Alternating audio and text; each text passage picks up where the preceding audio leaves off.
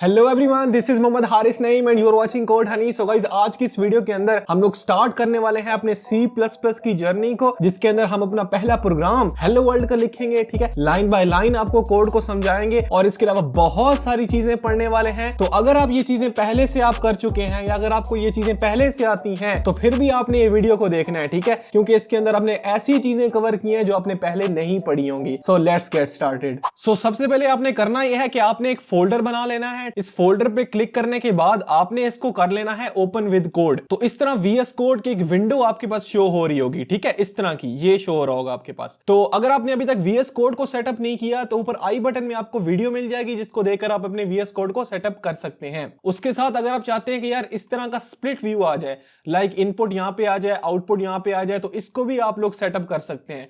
उसके लिए भी मैंने एक वीडियो दे दिया है, ठीक है, डिस्क्रिप्शन में, जिसको आप लोग फॉलो करके अपने VS कोड को इस तरह सेटअप कर सकते हैं। So let's start. सबसे पहले आपने करना ही है कि इस तरह यहां पे आके आपने न्यू फाइल बना लेनी है CPP की। कोई भी नाम आप रख सकते हैं, लाइक 1.cpp, लाइक मैंने यहां पे रख दिया है फर्स्ट program.cpp। तो हम अपना पहला प्रोग्राम यहां पे टाइप करते हैं, int main return 0।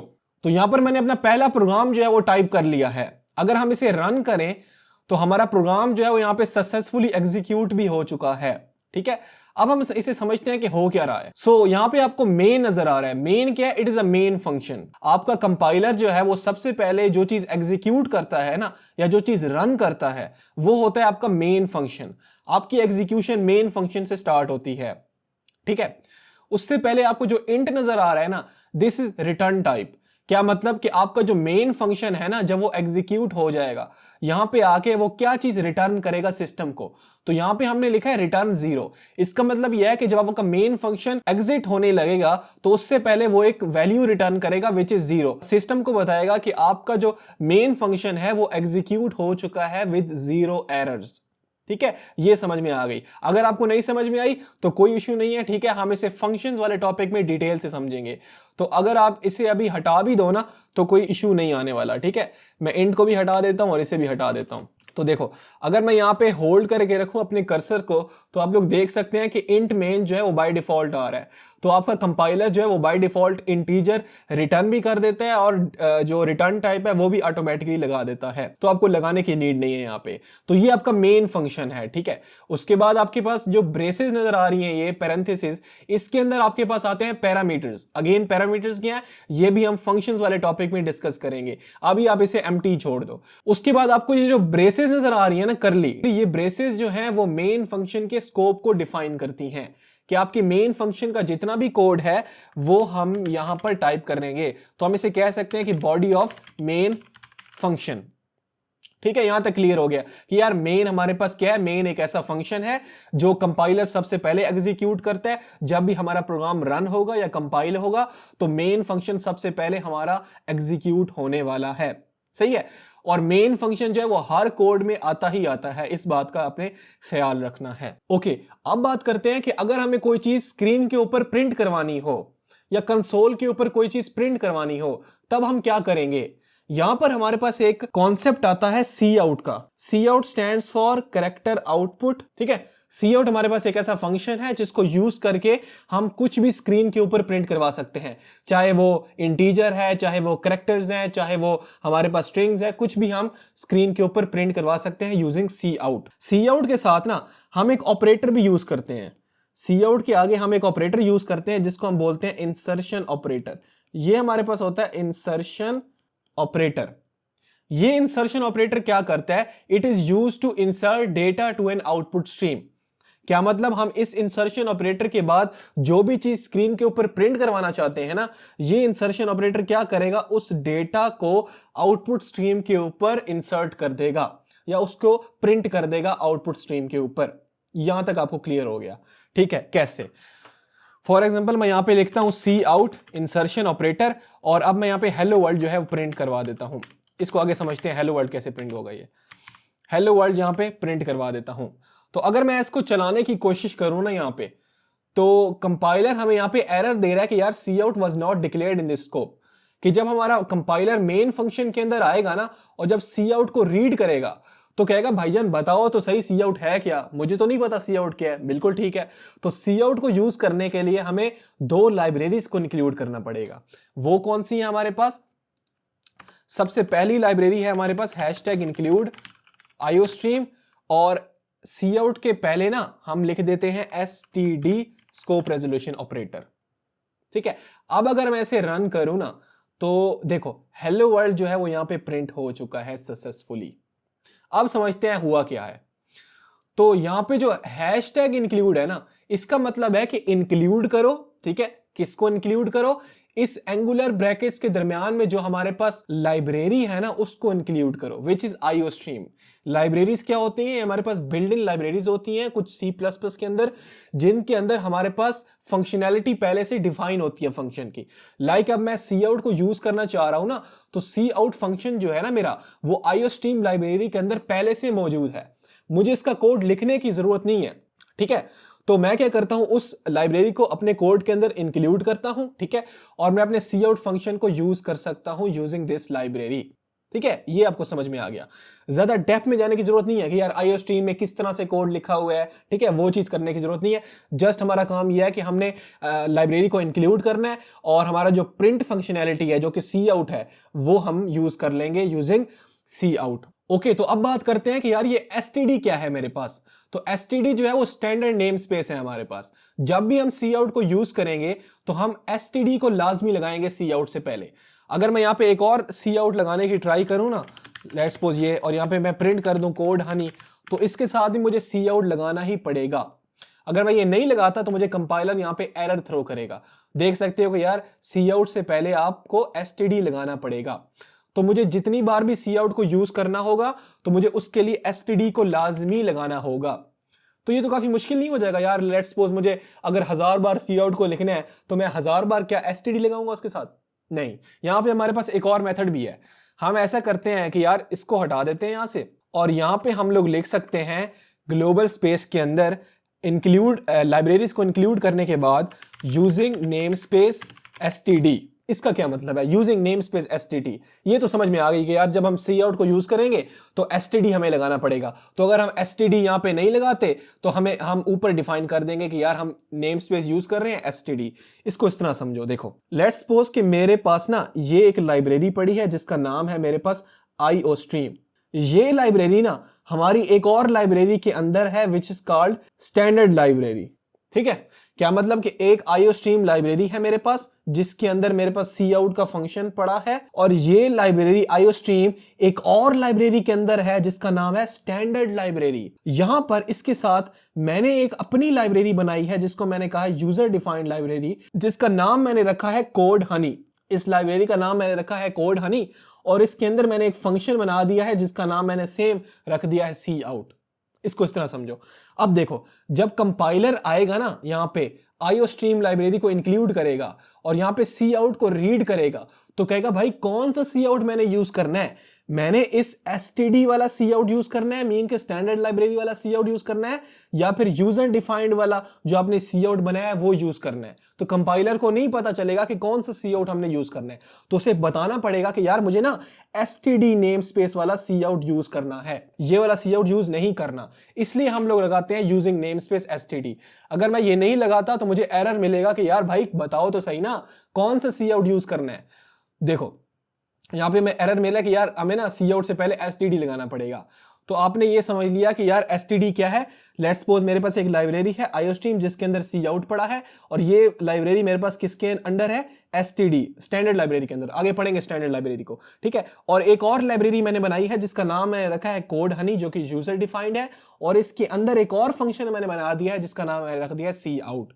तो अब जब कंपाइलर आएगा ना सी आउट को रीड करेगा तो बोलेगा भाईजान बताओ कौन सा सी आउट मैंने यूज करना है, कौन सा नेम स्पेस मैंने यूज करना है, std वाला या फिर मैंने ये वाला कोड हनी वाला यूज करना है। तो इसलिए हमने उसे कहा कि यार वो वाला नेम स्पेस यूज करो जो कि std है। ओके, तो यहां पे हम लोग लिख लेते हैं यूजिंग नेम स्पेस std।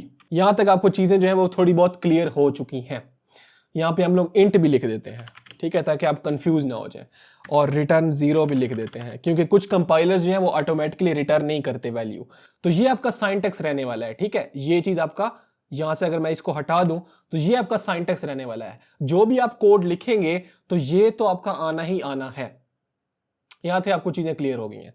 अब हम ना प्रिंट करवाते हैं कुछ और। लेट्स सपोज मैं यहां पे प्रिंट करवाता हूं हेलो, और मैं चाहता हूं कि यार मेरा जो वर्ल्ड है ना वो नेक्स्ट लाइन में प्रिंट हो जाए। ठीक है, मीन के हेलो जो है वो मेरी पहली लाइन में प्रिंट हो और वर्ल्ड जो है वो सेकंड लाइन में प्रिंट हो। तो अगर मैं इसको प्रिंट करने की कोशिश करूं, रन करने की कोशिश करूं, तो देखो यार हेलो और वर्ल्ड ये इकट्ठा प्रिंट हो गया। अगर मैं इसको यहां पे प्रिंट करूं इस साइड पे, देखना तो हेलो और वर्ल्ड वो एक ही लाइन पे प्रिंट हो गए। बट ऐसा क्यों है यार? मैंने एक सी आउट को लिखा है लाइन नंबर 6 पर और वर्ल्ड को लिखा है मैंने लाइन नंबर 7 पर। तो होना तो ये चाहिए था कि यार हेलो यहां पे प्रिंट होता और वर्ल्ड जो है वो यहां पे प्रिंट होता दूसरी लाइन पर, ऐसा ही होता। लेकिन ऐसा क्यों नहीं हुआ, अब इसको समझते हैं। तो C++ में ऐसा है कि यार आपकी जो व्हाइट स्पेसेस होती है ना, ये जो ब्लैंक स्पेसेस हैं, देखो ये स्पेस है हमारे पास, वो कंपाइलर इग्नोर कर देता है उनको। ठीक है, अब ये हमारे पास ये स्पेस है, हमारे पास देखो ये स्पेस है, आगे स्पेसेस हैं। ठीक है, ये हमारे पास एक लाइन खाली है, ये हमारे पास स्पेसेस हैं, तो ये सारी वाइट स्पेसेस हैं। तो कंपाइलर क्या करता है, इन वाइट स्पेसेस को इग्नोर कर देता है। अब जब आपका कंपाइलर यहां पे आएगा ना सी आउट पे आने के बाद जब हेलो प्रिंट कर देगा ना, लेट्स सपोज कि ये हमारी आउटपुट स्क्रीन है और यहां पे उसने हेलो जो है वो प्रिंट करवा दिया है। अब देखो, अब हमारा कर्सर जो है वो यहां पे खड़ा है। ठीक है, कर्सर हमारा यहां पे खड़ा है, फॉर एग्जांपल ये कर्सर है हमारा यहां पे खड़ा है। अब ये जो स्पेसेस है ना, ये स्पेसेस ये सारी हो जाएगी निगलेक्ट। ठीक है, कंपाइलर इसको इग्नोर कर देगा, इन स्पेसेस को भी इग्नोर कर देगा। अब जब वो आएगा सी आउट पे, तो सी आउट के आगे क्या लिखा हुआ है, वर्ल्ड। अब इस वर्ल्ड को जब वो प्रिंट करेगा तो इसी कर्सर के साथ इसको प्रिंट कर देगा, यहां पे वर्ल्ड प्रिंट हो जाएगा। अब आपको समझ में आ गया कि यार C++ के अंदर ना जो वाइट स्पेसेस होती है ना, वो कंपाइलर इग्नोर कर देता है, उन्हें कंपाइल नहीं करता। तो इसलिए अगर हम एक लाइन में हेलो लिख रहे हैं और दूसरी लाइन में वर्ल्ड लिखने हैं, तो लाइन जो है वो उसको वो क्या कर देता है, निगलेक्ट कर देता है, उसको इग्नोर कर देता है और हेलो के साथ ही वर्ल्ड को प्रिंट कर देगा। ठीक है, ये चीज आपको समझ में आ गई। ओके, अब हम बात करते हैं कुछ चीजें जो हमने मिस कर दी हैं। लाइक यहां पे मैं हेलो वर्ल्ड लिखता हूं और अब मैंने आपको यह भी समझा दिया कि यार हैशटैग इंक्लूड क्या है। इंक्लूड करो किसको, लाइब्रेरी को। यूजिंग नेम स्पेस समझ लिया हमने, इंट समझ लिया, मेन फंक्शन को समझ लिया, अच्छा सी आउट समझ लिया, इंसर्शन ऑपरेटर। ये क्या चीज है, देखो ये हमारे पास है स्ट्रिंग। स्ट्रिंग क्या है आगे पढ़ेंगे, बट अभी ये समझो कि अगर हमें कोई चीज एज इट प्रिंट करवानी हो, बिल्कुल सेम टू सेम प्रिंट करवानी हो, तो फिर हम यूज करते हैं, उसको लिखते हैं इन्वर्टेड कॉमास के अंदर, डबल इन्वर्टेड कॉमास के अंदर। क्या डबल इन्वर्टेड कॉमास के अंदर जो भी चीज लिखी हुई है ना, वो एज इट आप आउटपुट स्क्रीन के ऊपर प्रिंट करवा देना। लाइक मैं अगर यहां पे लिख दूं, कुछ भी लिख दूं, ये कुछ भी लिख दूं, तो ये एज इट प्रिंट हो जाएगा। देखना भी तो देख सकते हो कि ये एज इट प्रिंट हो चुका है हमारा। देखो स्पेस भी प्रिंट हो चुकी है, यहाँ पे जो हमने स्पेस दी थी वो भी यहाँ पे प्रिंट हो चुकी है।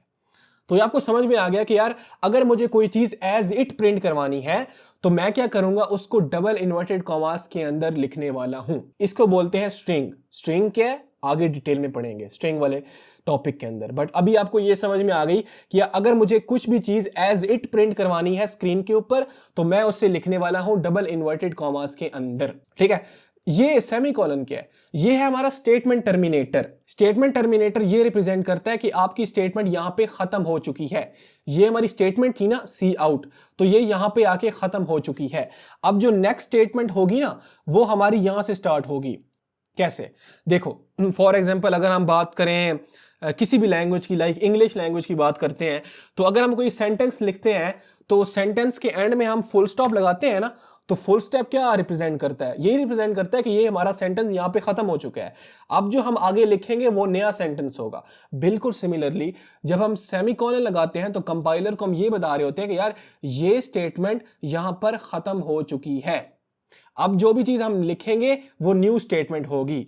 अगर मैं यहां पे सेमीकोलन नहीं लगाता ना, देखो अब मुझे कंपाइलर एरर थ्रो करेगा। अब वो कहेगा कि यार अब वो इसको, इस लाइन को और इस लाइन को मिक्सअप कर देगा और उसे समझ में नहीं आएगी मैंने करना क्या है। अब कुछ लोग कहेंगे यार मिक्सअप कैसे करेगा, तो मैंने अभी समझाया कि यार जो हमारे पास व्हाइट स्पेसेस होती है ना वो इग्नोर हो जाती है बाय कंपाइलर। तो ये सारी व्हाइट स्पेसेस इग्नोर हो जाएंगी, मतलब कि कंपाइलर इसको इस तरह रीड कर रहा होगा, इस तरह। ठीक है, तो अगर हम इसको रन करो तो यहां पे हमारा कंपाइलर हमें एरर थ्रो कर रहा है। एरर इसलिए थ्रो कर रहा है क्योंकि हमने यहां पे स्टेटमेंट टर्मिनेटर नहीं लगाया। तो जब भी हम कोई भी स्टेटमेंट को एंड करते हैं तो हम यूजिंग टर्मिनेटर करते हैं, ठीक है। अगर हम टर्मिनेटर को नहीं लगाते तो कंपाइलर हमें एरर थ्रो करता है। अच्छा, अभी हमने बात की कि यार वाइट स्पेसेस जो है वो आपकी इग्नोर हो जाती हैं। अगर लेट्स सपोज मैं क्या करूं, एक ही लाइन में सारा कोड लिख दूं, ठीक है, एक ही लाइन में अगर मैं सारा कोड लिख दूं, क्या वो रन हो जाएगा? बिल्कुल रन हो जाएगा, क्योंकि हमने ये कहा कि यार वाइट स्पेसेस इग्नोर रहती हैं। आप चाहें तो पूरा कोड एक ही लाइन में लिख दें, ये सारा कोड एक ही लाइन में लिख दें, या आप चाहें तो इतनी मर्जी स्पेसेस छोड़ दें, तब भी आपका कोड रन हो जाएगा।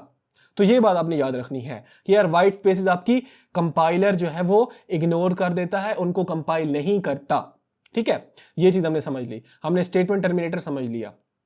अच्छा, मैं इसे कर देता हूं क्लियर, और अब हम बात करते हैं कि यार चलो आपने बताया कि यार हम ना जो भी चीज प्रिंट करेंगे, तो लेट्स सपोज मैं पे हेलो प्रिंट कर रहा था और यहाँ पे मैं वर्ल्ड प्रिंट कर रहा था, तो ये दोनों जो है वो एक ही लाइन में प्रिंट हो रहे थे।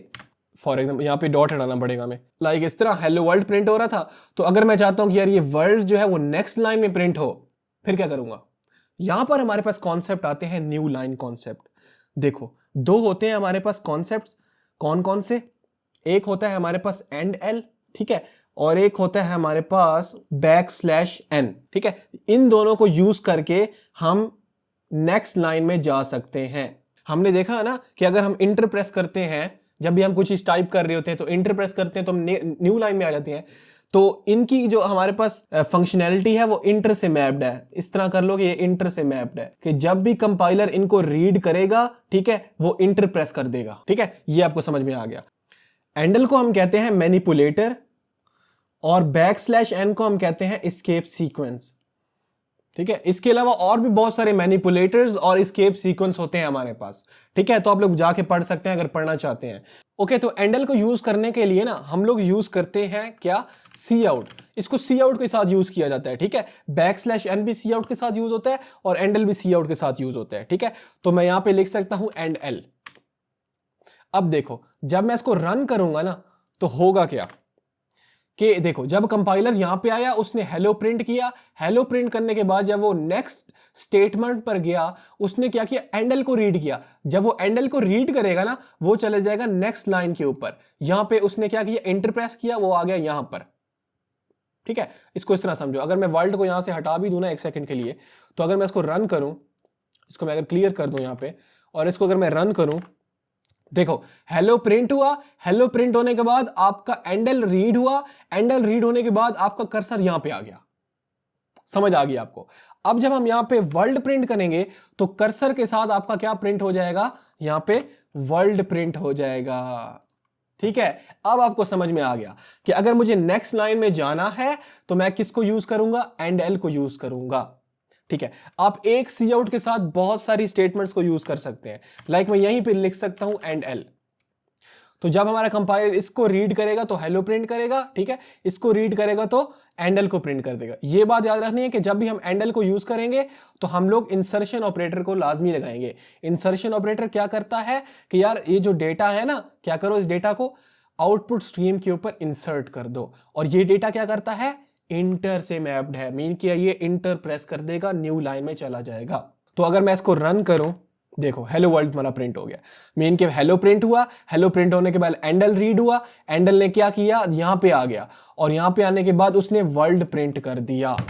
तो ये चीजें आपको समझ में आ गई, ठीक है। अगर मैं एंडल को यहां से हटा भी दूं ना, तो एंडल को आप यहां भी लिख सकते हैं, इस यहां पर भी लिख सकते हैं एंड एल, और एंडल के बाद आपको फिर इंसर्शन ऑपरेटर लगाना पड़ेगा। इस बात को लाजमी याद रखना है कि जब भी हम कुछ चीज प्रिंट करवाना चाहेंगे तो उससे पहले हमें इंसर्शन ऑपरेटर को लाजमी लगाना पड़ेगा। तो जब हमारा कंपाइलर आएगा हेलो पे तो हेलो प्रिंट कर देगा।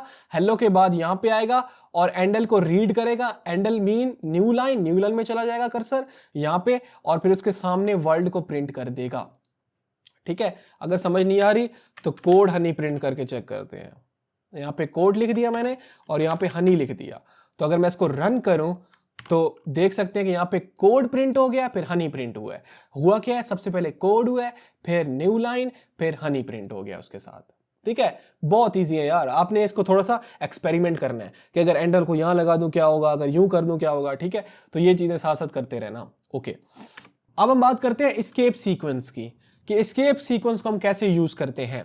तो एस्केप सीक्वेंस को ना हम यूज करते हैं डबल इन्वर्टेड कॉमास के अंदर। यहां पे मैं अगर सी आउट के साथ लिख दूं \n और यहां पे मैं लिख दूं वर्ल्ड, तो अब देखो यहां पे कंपाइलर आएगा, हेलो प्रिंट करेगा, हेलो के बाद वो जाएगा न्यू स्टेटमेंट पे, यहां पे आने के बाद वो क्या करेगा, \n को रीड करेगा।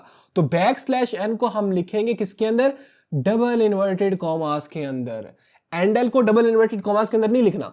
जब हम एस्केप सीक्वेंस को यूज करेंगे \n को, तो उसको हम लिखेंगे डबल इन्वर्टेड कॉमास के अंदर। तो जब आपका कंपाइलर यहां पे इसको रीड करेगा तो क्या करेगा, न्यू लाइन पे आ जाएगा। यहां पे देखो अगर मैं यहां इसको कमेंट आउट कर दूं तो क्या होगा कि यहां पे हेलो प्रिंट हुआ। हेलो प्रिंट होने के बाद जब इसको कंपाइलर ने इसको रीड किया तो वो आ गया न्यू लाइन पे। यहां पे अब कर्सर आ चुका है।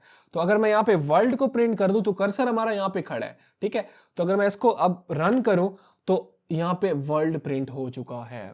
बहुत बढ़िया, आपको ये चीज समझ में आ गई कि यार एंडल भी जो है ना वो भी न्यू लाइन में जाने के लिए यूज होता है, और एस्केप सीक्वेंस जो हमारा \n है वो भी न्यू लाइन में यूज होता है। आप इसको यहां पे भी यूज कर सकते हो, ठीक है, इसके अंदर भी यूज कर सकते हो। तो ये हेलो प्रिंट करेगा, हेलो प्रिंट होने के बाद क्या करेगा, जब वो \n को रीड करेगा तो न्यू लाइन में चला जाएगा। तो यहां पे हमने प्रिंट किया और हेलो वर्ल्ड जो है हमारा प्रिंट हो चुका है। आप इस \n को इससे पहले भी कर सकते हो कि जब हमारा हेलो प्रिंट होगा सबसे पहले, उसके बाद क्या करेगा, हमारा कंपाइलर यहां पे आएगा, इसको रीड करेगा। जैसे ही इसको रीड करेगा तो न्यू लाइन में चला जाएगा। न्यू लाइन में चलने जाने के बाद फिर वो वर्ल्ड को इसके साथ प्रिंट कर देगा। तो आपने ये चीज कर ली। अब आपने थोड़ा सा एक्सपेरिमेंट करना है, चीजों को प्रिंट करके देखना है, अपना नाम प्रिंट करो, ठीक है। ये कैसे कैसे चीजें जो है वो मैं कर सकता हूं। तो आप इनमें से कोई भी यूज कर सकते हैं। एंडल भी यूज कर सकते हैं न्यू लाइन में जाने के लिए, और \n भी यूज कर सकते हैं। बट \n जो होता है ना वो एज कंपेयर टू एंडल थोड़ा सा फास्ट होता है, वो एग्जीक्यूट जल्दी हो जाता है बनिस्बत एंडल के, ठीक है। तो इट्स अप टू यू। कुछ लोग एंडल यूज करते हैं, प्रेफर करते हैं, और कुछ लोग \n को प्रेफर करते हैं। सो अगर आप \n को करेंगे तो थोड़ा सा जल्दी प्रोग्राम एग्जीक्यूट हो जाएगा, ठीक है। तो it's up to you. Okay, तो अब एक और कॉन्सेप्ट की बात करते हैं विच इज कॉल्ड कमेंट्स। तो कमेंट्स हमारे पास कुछ ऐसे वर्ड्स, कुछ ऐसे सेंटेंसेस, कुछ ऐसे फ्रेजेस होते हैं जिसको कंपाइलर एग्जीक्यूट नहीं करता बल्कि इग्नोर कर देता है। तो ये आपकी आसानी के लिए होती हैं, ठीक है। फॉर एग्जांपल अगर मैं बात करूं तो हमारे पास सिंगल लाइन कमेंट होते हैं, ठीक है, और एक हमारे पास मल्टी लाइन कमेंट्स होते हैं जिसको हम रिप्रेजेंट करते हैं कुछ इस तरह से, ठीक है। ये मल्टी लाइन कमेंट हो गया और ये आपका सिंगल लाइन कमेंट हो गया। तो यहां पे आप कुछ भी लिख सकते हैं, ठीक है। मल्टी लाइन कमेंट्स, ये हो गया हमारा मल्टी लाइन कमेंट, और ये हो गया हमारा single line comment. Single line comment को हम लिखते हैं सिंगल लाइन के ऊपर, ठीक है, यूजिंग दिस // और जो हमारे पास होता है ना मल्टी लाइन कमेंट्स, उसको हम इस तरीके से लिखते हैं // स्टैरिक, और जहां पे हम एंड करेंगे स्टैरिक और क्या साथ \, ठीक है। तो इस तरह आप कमेंट्स को लिख सकते हैं। तो कमेंट्स हम क्यों यूज करते हैं, अगर हम अपने कोड को किसी और डेवलपर को देना चाहते हैं, उसे समझाना चाहते हैं कि यार हमने अपने कोड में ये किया ये किया ये किया, ठीक है, तो हम कमेंट्स लिख सकते हैं। या फिर हम अपनी आसानी के लिए कि यार मैंने इस कोड में ये किया था, फिर ये किया था, फिर ये किया था, तो आप कमेंट्स लिख सकते हैं अपनी आसानी के लिए। तो एक सिंगल लाइन कमेंट्स होते हैं जो आप सिंगल लाइन में लिखते हैं, और एक मल्टी लाइन कमेंट्स होते हैं जिसको आप इनके दरमियान में लिखते हैं। ओके, तो अब बढ़ते हैं आगे और बात करते हैं how to store data in a memory. क्या मतलब, अगर मैं आपको बोलूं कि यार मुझे दो नंबर्स का सम बताओ क्या होता है। लाइक मेरे पास एक नंबर है 5 और एक नंबर है 2, इनका सम होता है 7। ये 7 जो है वो आपने आउटपुट करके बताना है कि ये कैसे आएगा। आप कहोगे ठीक है यार ये तो मैं कर लूंगा, बट ये जो नंबर्स है मेरे पास 5 और 2, ये जो डेटा है मेरे पास, इस डेटा को कहीं ना कहीं पे स्टोर भी तो करवाना पड़ेगा ना। तो इस डेटा को हम स्टोर करवाते हैं मेमोरी के अंदर। अब मेमोरी के अंदर डेटा जो है वो किस तरीके से स्टोर होता है, तो यहां पर हमारे पास एक कॉन्सेप्ट आता है कंटेनर्स का, या फिर अगर मैं फॉर्मली कहूं तो वेरिएबल्स या आइडेंटिफायर्स। हम वेरिएबल्स की मदद से अपने डेटा को मेमोरी में स्टोर करवा सकते हैं। कैसे, देखो, अगर मैं इसको इस तरह लिख दूं a = 5, तो क्या होगा, मेमोरी के अंदर एक ब्लॉक बन जाएगा, ठीक है, और जिसका नाम होगा a और जिसके अंदर 5 जो है वो स्टोर हो जाएगा, ठीक है। ये समझ में आ गया।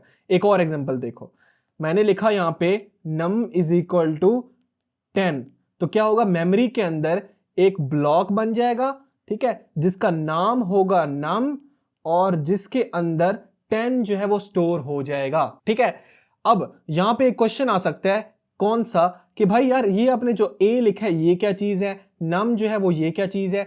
तो ये दोनों वेरिएबल के नेम है, a नेम है वेरिएबल का, num भी नेम है वेरिएबल का। तो क्या हम कोई भी नाम रख सकते हैं वेरिएबल का?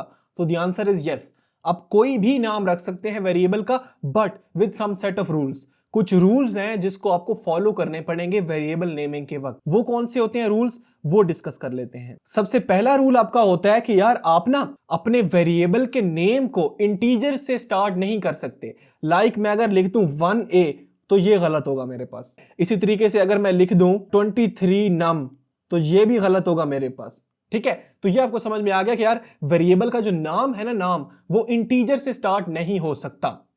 ठीक है भाई, ये समझ में आ गया।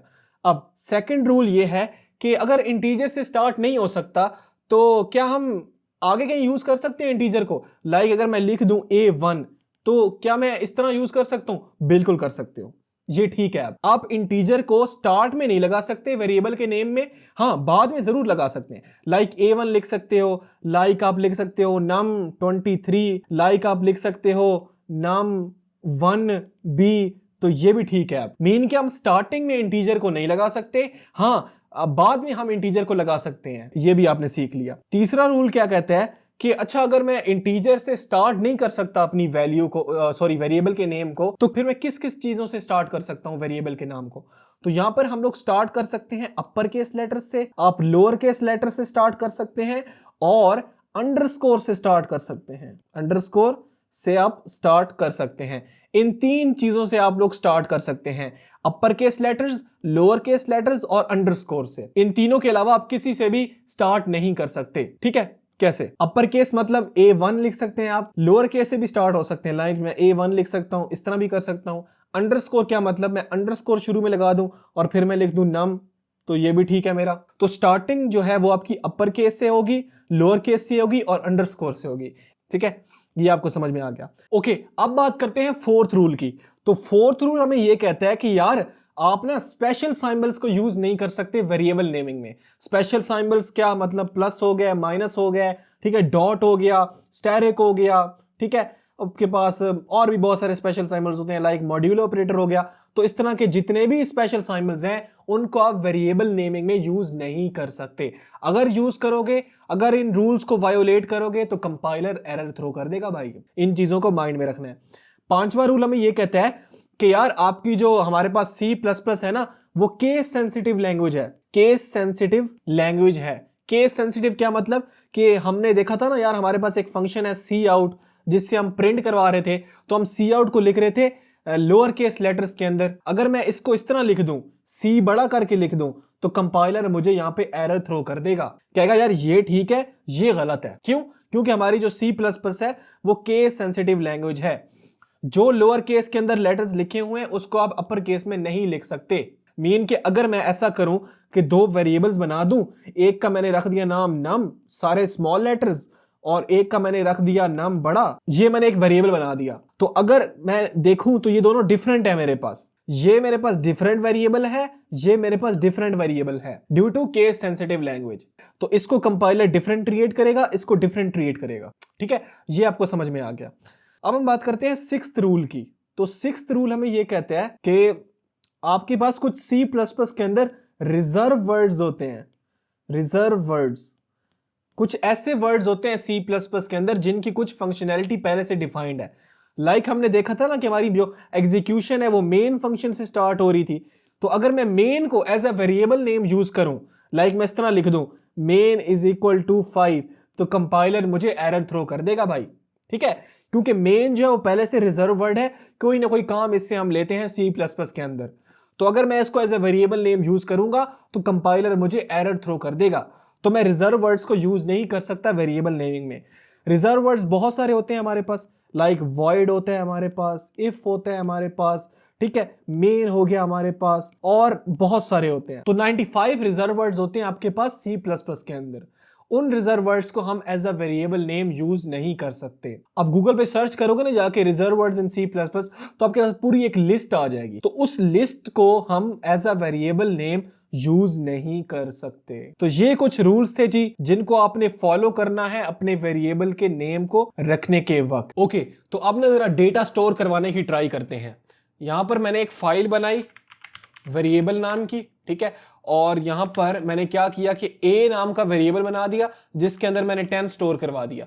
तो अगर मैं इसके रन करने की कोशिश करूं तो कंपाइलर हमें एरर थ्रो कर रहा है क्या कि यार a जो है ना, a was not declared in the scope, कि a जो है ना वो बताओ तो सही है क्या चीज। अब देखो जब हमने a बनाया यहां पे तो क्या होगा कि मेमोरी के अंदर एक ब्लॉक बन गया होगा, एक ब्लॉक बन गया होगा मेमोरी के अंदर जिसका नाम होगा a और जिसके अंदर वैल्यू स्टोर हो चुकी होगी 10। लेकिन कंपाइलर हमें यहां पे दे रहा है एरर। एरर इसलिए दे रहा है क्योंकि कंपाइलर को ये नहीं पता ये जो वेरिएबल a है ना, a वो किस टाइप का डेटा स्टोर करने वाला है। क्या वो इंटीजर होने वाला है, क्या वो कैरेक्टर होने वाला है। तो ये हमने नहीं बताया कि यार इस वेरिएबल a के अंदर किस टाइप का डेटा स्टोर होगा, डेसिमल नंबर्स होंगे, इंटीजर होंगे, कैरेक्टर होंगे, ये हमने नहीं बताया। तो इस एरर को फिक्स करने के लिए हमारे पास यहां पर एक कॉन्सेप्ट आता है डेटा टाइप्स का। हम डेटा टाइप्स की मदद से कंपाइलर को बता सकते हैं कि भाईजान इस पर्टिकुलर वेरिएबल के अंदर इस टाइप का डेटा स्टोर होने वाला है। तो हम बात करते हैं डेटा टाइप्स की। डेटा टाइप्स तो C++ के अंदर हमारे पास 3 टाइप्स की डेटा टाइप्स होती हैं। सबसे पहली हमारे पास होती है बिल्ड इन, दूसरी हमारे पास होती है डिराइव्ड और तीसरी हमारे पास होती है यूजर डिफाइंड। ठीक है, ये हमारे पास मेनली 3 टाइप्स की डेटा टाइप्स होती हैं C++ के अंदर। इनको हम आगे पढ़ेंगे तो फिलहाल हम इसे स्किप कर रहे हैं। ठीक है, आज हम पढ़ने वाले हैं किसको, बिल्ट इन डेटा टाइप्स को। बिल्ट इन डेटा टाइप्स, तो बिल्ट इन डेटा टाइप्स के अंदर हमारे पास बहुत सारी डेटा टाइप्स होती हैं। सबसे पहली हमारे पास होती है इंट डेटा टाइप, मीन के इंटीजर डेटा टाइप। सेकंड हमारे पास होती है कैरेक्टर डेटा टाइप जिसका कीवर्ड है हमारे पास 4, ठीक है, या कैर। तीसरी हमारे पास होती है फ्लोट डेटा टाइप। चौथी हमारे पास होती है डबल डेटा टाइप। इसी तरीके से पांचवी हम कह सकते हैं हमारे पास होती है बूल डेटा टाइप। और इसके बाद 2 और होती है हमारे पास, एक वॉइड होती है, ठीक है, और एक होती है हमारे पास वाइड कैरेक्टर जिसका हमारे पास कीवर्ड होता है W4_T। तो ये मेनली हमारे पास 7 डेटा टाइप्स हैं बिल्ड इन डेटा टाइप्स के अंदर। ठीक है, अब इनको पढ़ते हैं डिटेल में। तो सबसे पहली की अगर मैं बात करूं तो पहली होती है हमारे पास इंट डेटा टाइप, मीन के इंटीजर डेटा टाइप। हम इंटीजर डेटा टाइप की मदद से कंपाइलर को बता सकते हैं कि हम अपने वेरिएबल के अंदर इंटीजर टाइप का डेटा स्टोर करने वाले हैं। कैसे, अगर मैं इस तरह बना दूं कि a=10 और इसके शुरू में लगा दूं इंट, तो अब कंपाइलर मुझे एरर थ्रो नहीं करेगा। अब कंपाइलर को समझ में आ गया कि अच्छा, मीन के एक ब्लॉक बन जाएगा मेमोरी के अंदर जिसका नाम होगा a और जिसके अंदर 10 जो है वो स्टोर हो जाएगा। और इस वेरिएबल का जो हमारे पास टाइप है वो है इंटीजर, मीन के इसके अंदर इंटीजर टाइप का डेटा स्टोर होने वाला है। ठीक है, ये बात आपको समझ में आ गई। दूसरी हमारे पास होती है type character data type. 4 data type, इसको हम कैसे लिखते हैं, हम एक वेरिएबल बना दिया मैंने फॉर एग्जांपल C और इसके शुरू में मैंने लगा दिया 4। तो कैरेक्टर डेटा टाइप के अंदर हम कैरेक्टर्स को स्टोर कर सकते हैं, सिंगल कैरेक्टर को स्टोर कर सकते हैं। तो कैसे स्टोर करवाते हैं, लाइक मैंने इसको दे दिया A, तो इस तरह से हम कैरेक्टर को स्टोर करवा सकते हैं कैरेक्टर डेटा टाइप के अंदर। तो कैरेक्टर स्टोर करवाने के लिए हम लगाते हैं सिंगल इन्वर्टेड कॉमास। तो अगर मुझे किसी भी कैरेक्टर को कैरेक्टर डेटा टाइप के अंदर स्टोर करवाना है तो मैं क्या करूंगा, उस कैरेक्टर के एक सिंगल इन्वर्टेड कॉमास के अंदर उसको लिखने वाला हूं। इसके अलावा मैं किसी भी कैरेक्टर को या किसी भी नंबर को मैं उसको कैरेक्टर बना सकता हूं। फॉर एग्जाम्पल अगर मैं 1 को ले लूं ना तो 1 बाय डिफॉल्ट हमारे पास इंटीजर होता है, लेकिन अगर मुझे इससे कैरेक्टर बनाना हो तो मैं इसके गिर्द क्या लगा दूंगा, सिंगल इन्वर्टेड कॉमास, तो ये मेरे पास कैरेक्टर बन जाएगा। इसी तरीके से अगर मुझे स्पेशल सिंबल्स, फॉर एग्जाम्पल मेरे पास है स्टेरिक, तो स्टेरिक को अगर मुझे स्टोर करवाना है एज अ कैरेक्टर तो मैं क्या करूंगा, इसके गिर्द सिंगल इन्वर्टेड कॉमास लगा के इसको स्टोर करवा लूंगा। ठीक है, ये चीज आपको समझ में आ गई। लाइक इस तरह से हम डेटा को स्टोर करवा सकते हैं कैरेक्टर्स को, ये चीज आपको समझ में आ गई।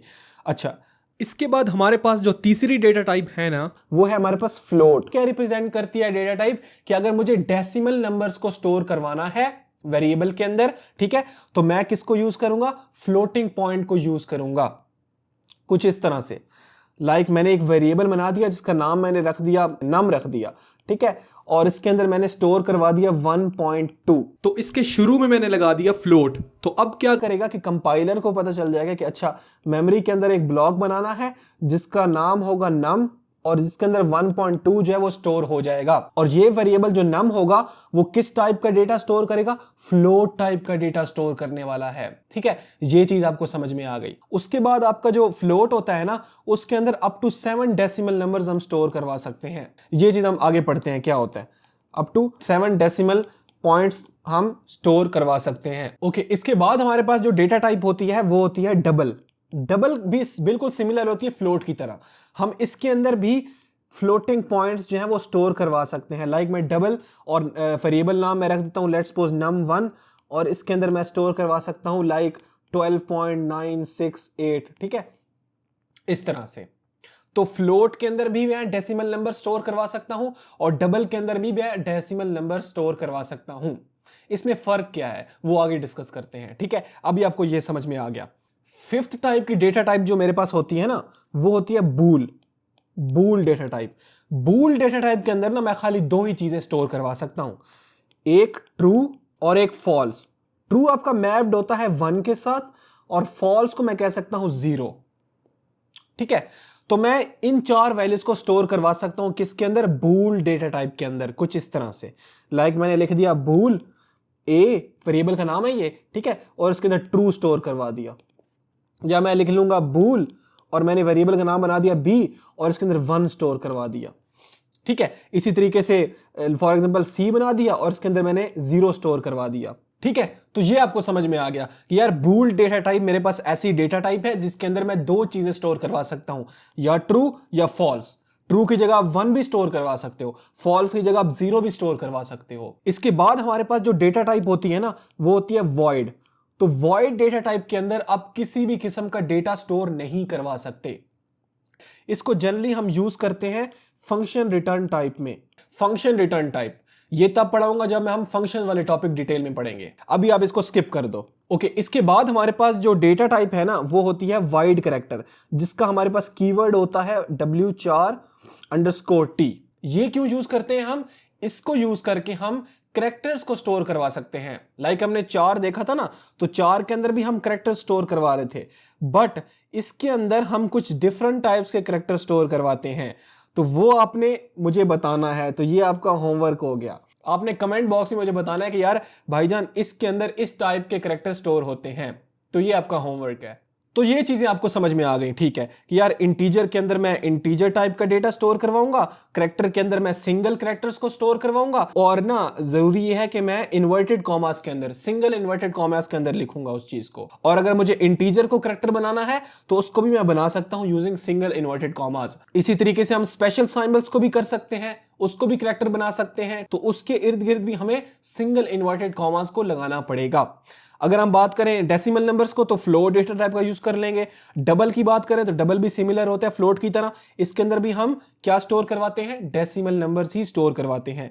बूल क्या होता है, उसके अंदर हम दो ही वैल्यूज को स्टोर करवा सकते हैं, या 0 होगा या 1 होगा, या ट्रू या फॉल्स। ठीक है, ये चीज हमने देख ली। वॉइड डेटा टाइप अगेन इसको आगे पढ़ेंगे और जी आपका होमवर्क है। अब इसे करते हैं इंप्लीमेंट। ओके, तो आपने इन चीजों को इंप्लीमेंट करके देखते हैं। तो मैंने क्या किया, यहां पे ए से पहले मैंने लगा दिया इंटीजर। तो क्या होगा कि मेमोरी के अंदर एक ब्लॉक बन गया ए, ठीक है, जिसके अंदर 10 जो है वो स्टोर हो चुका है और जिसकी टाइप है इंटीजर। ये आपको समझ में आ गया।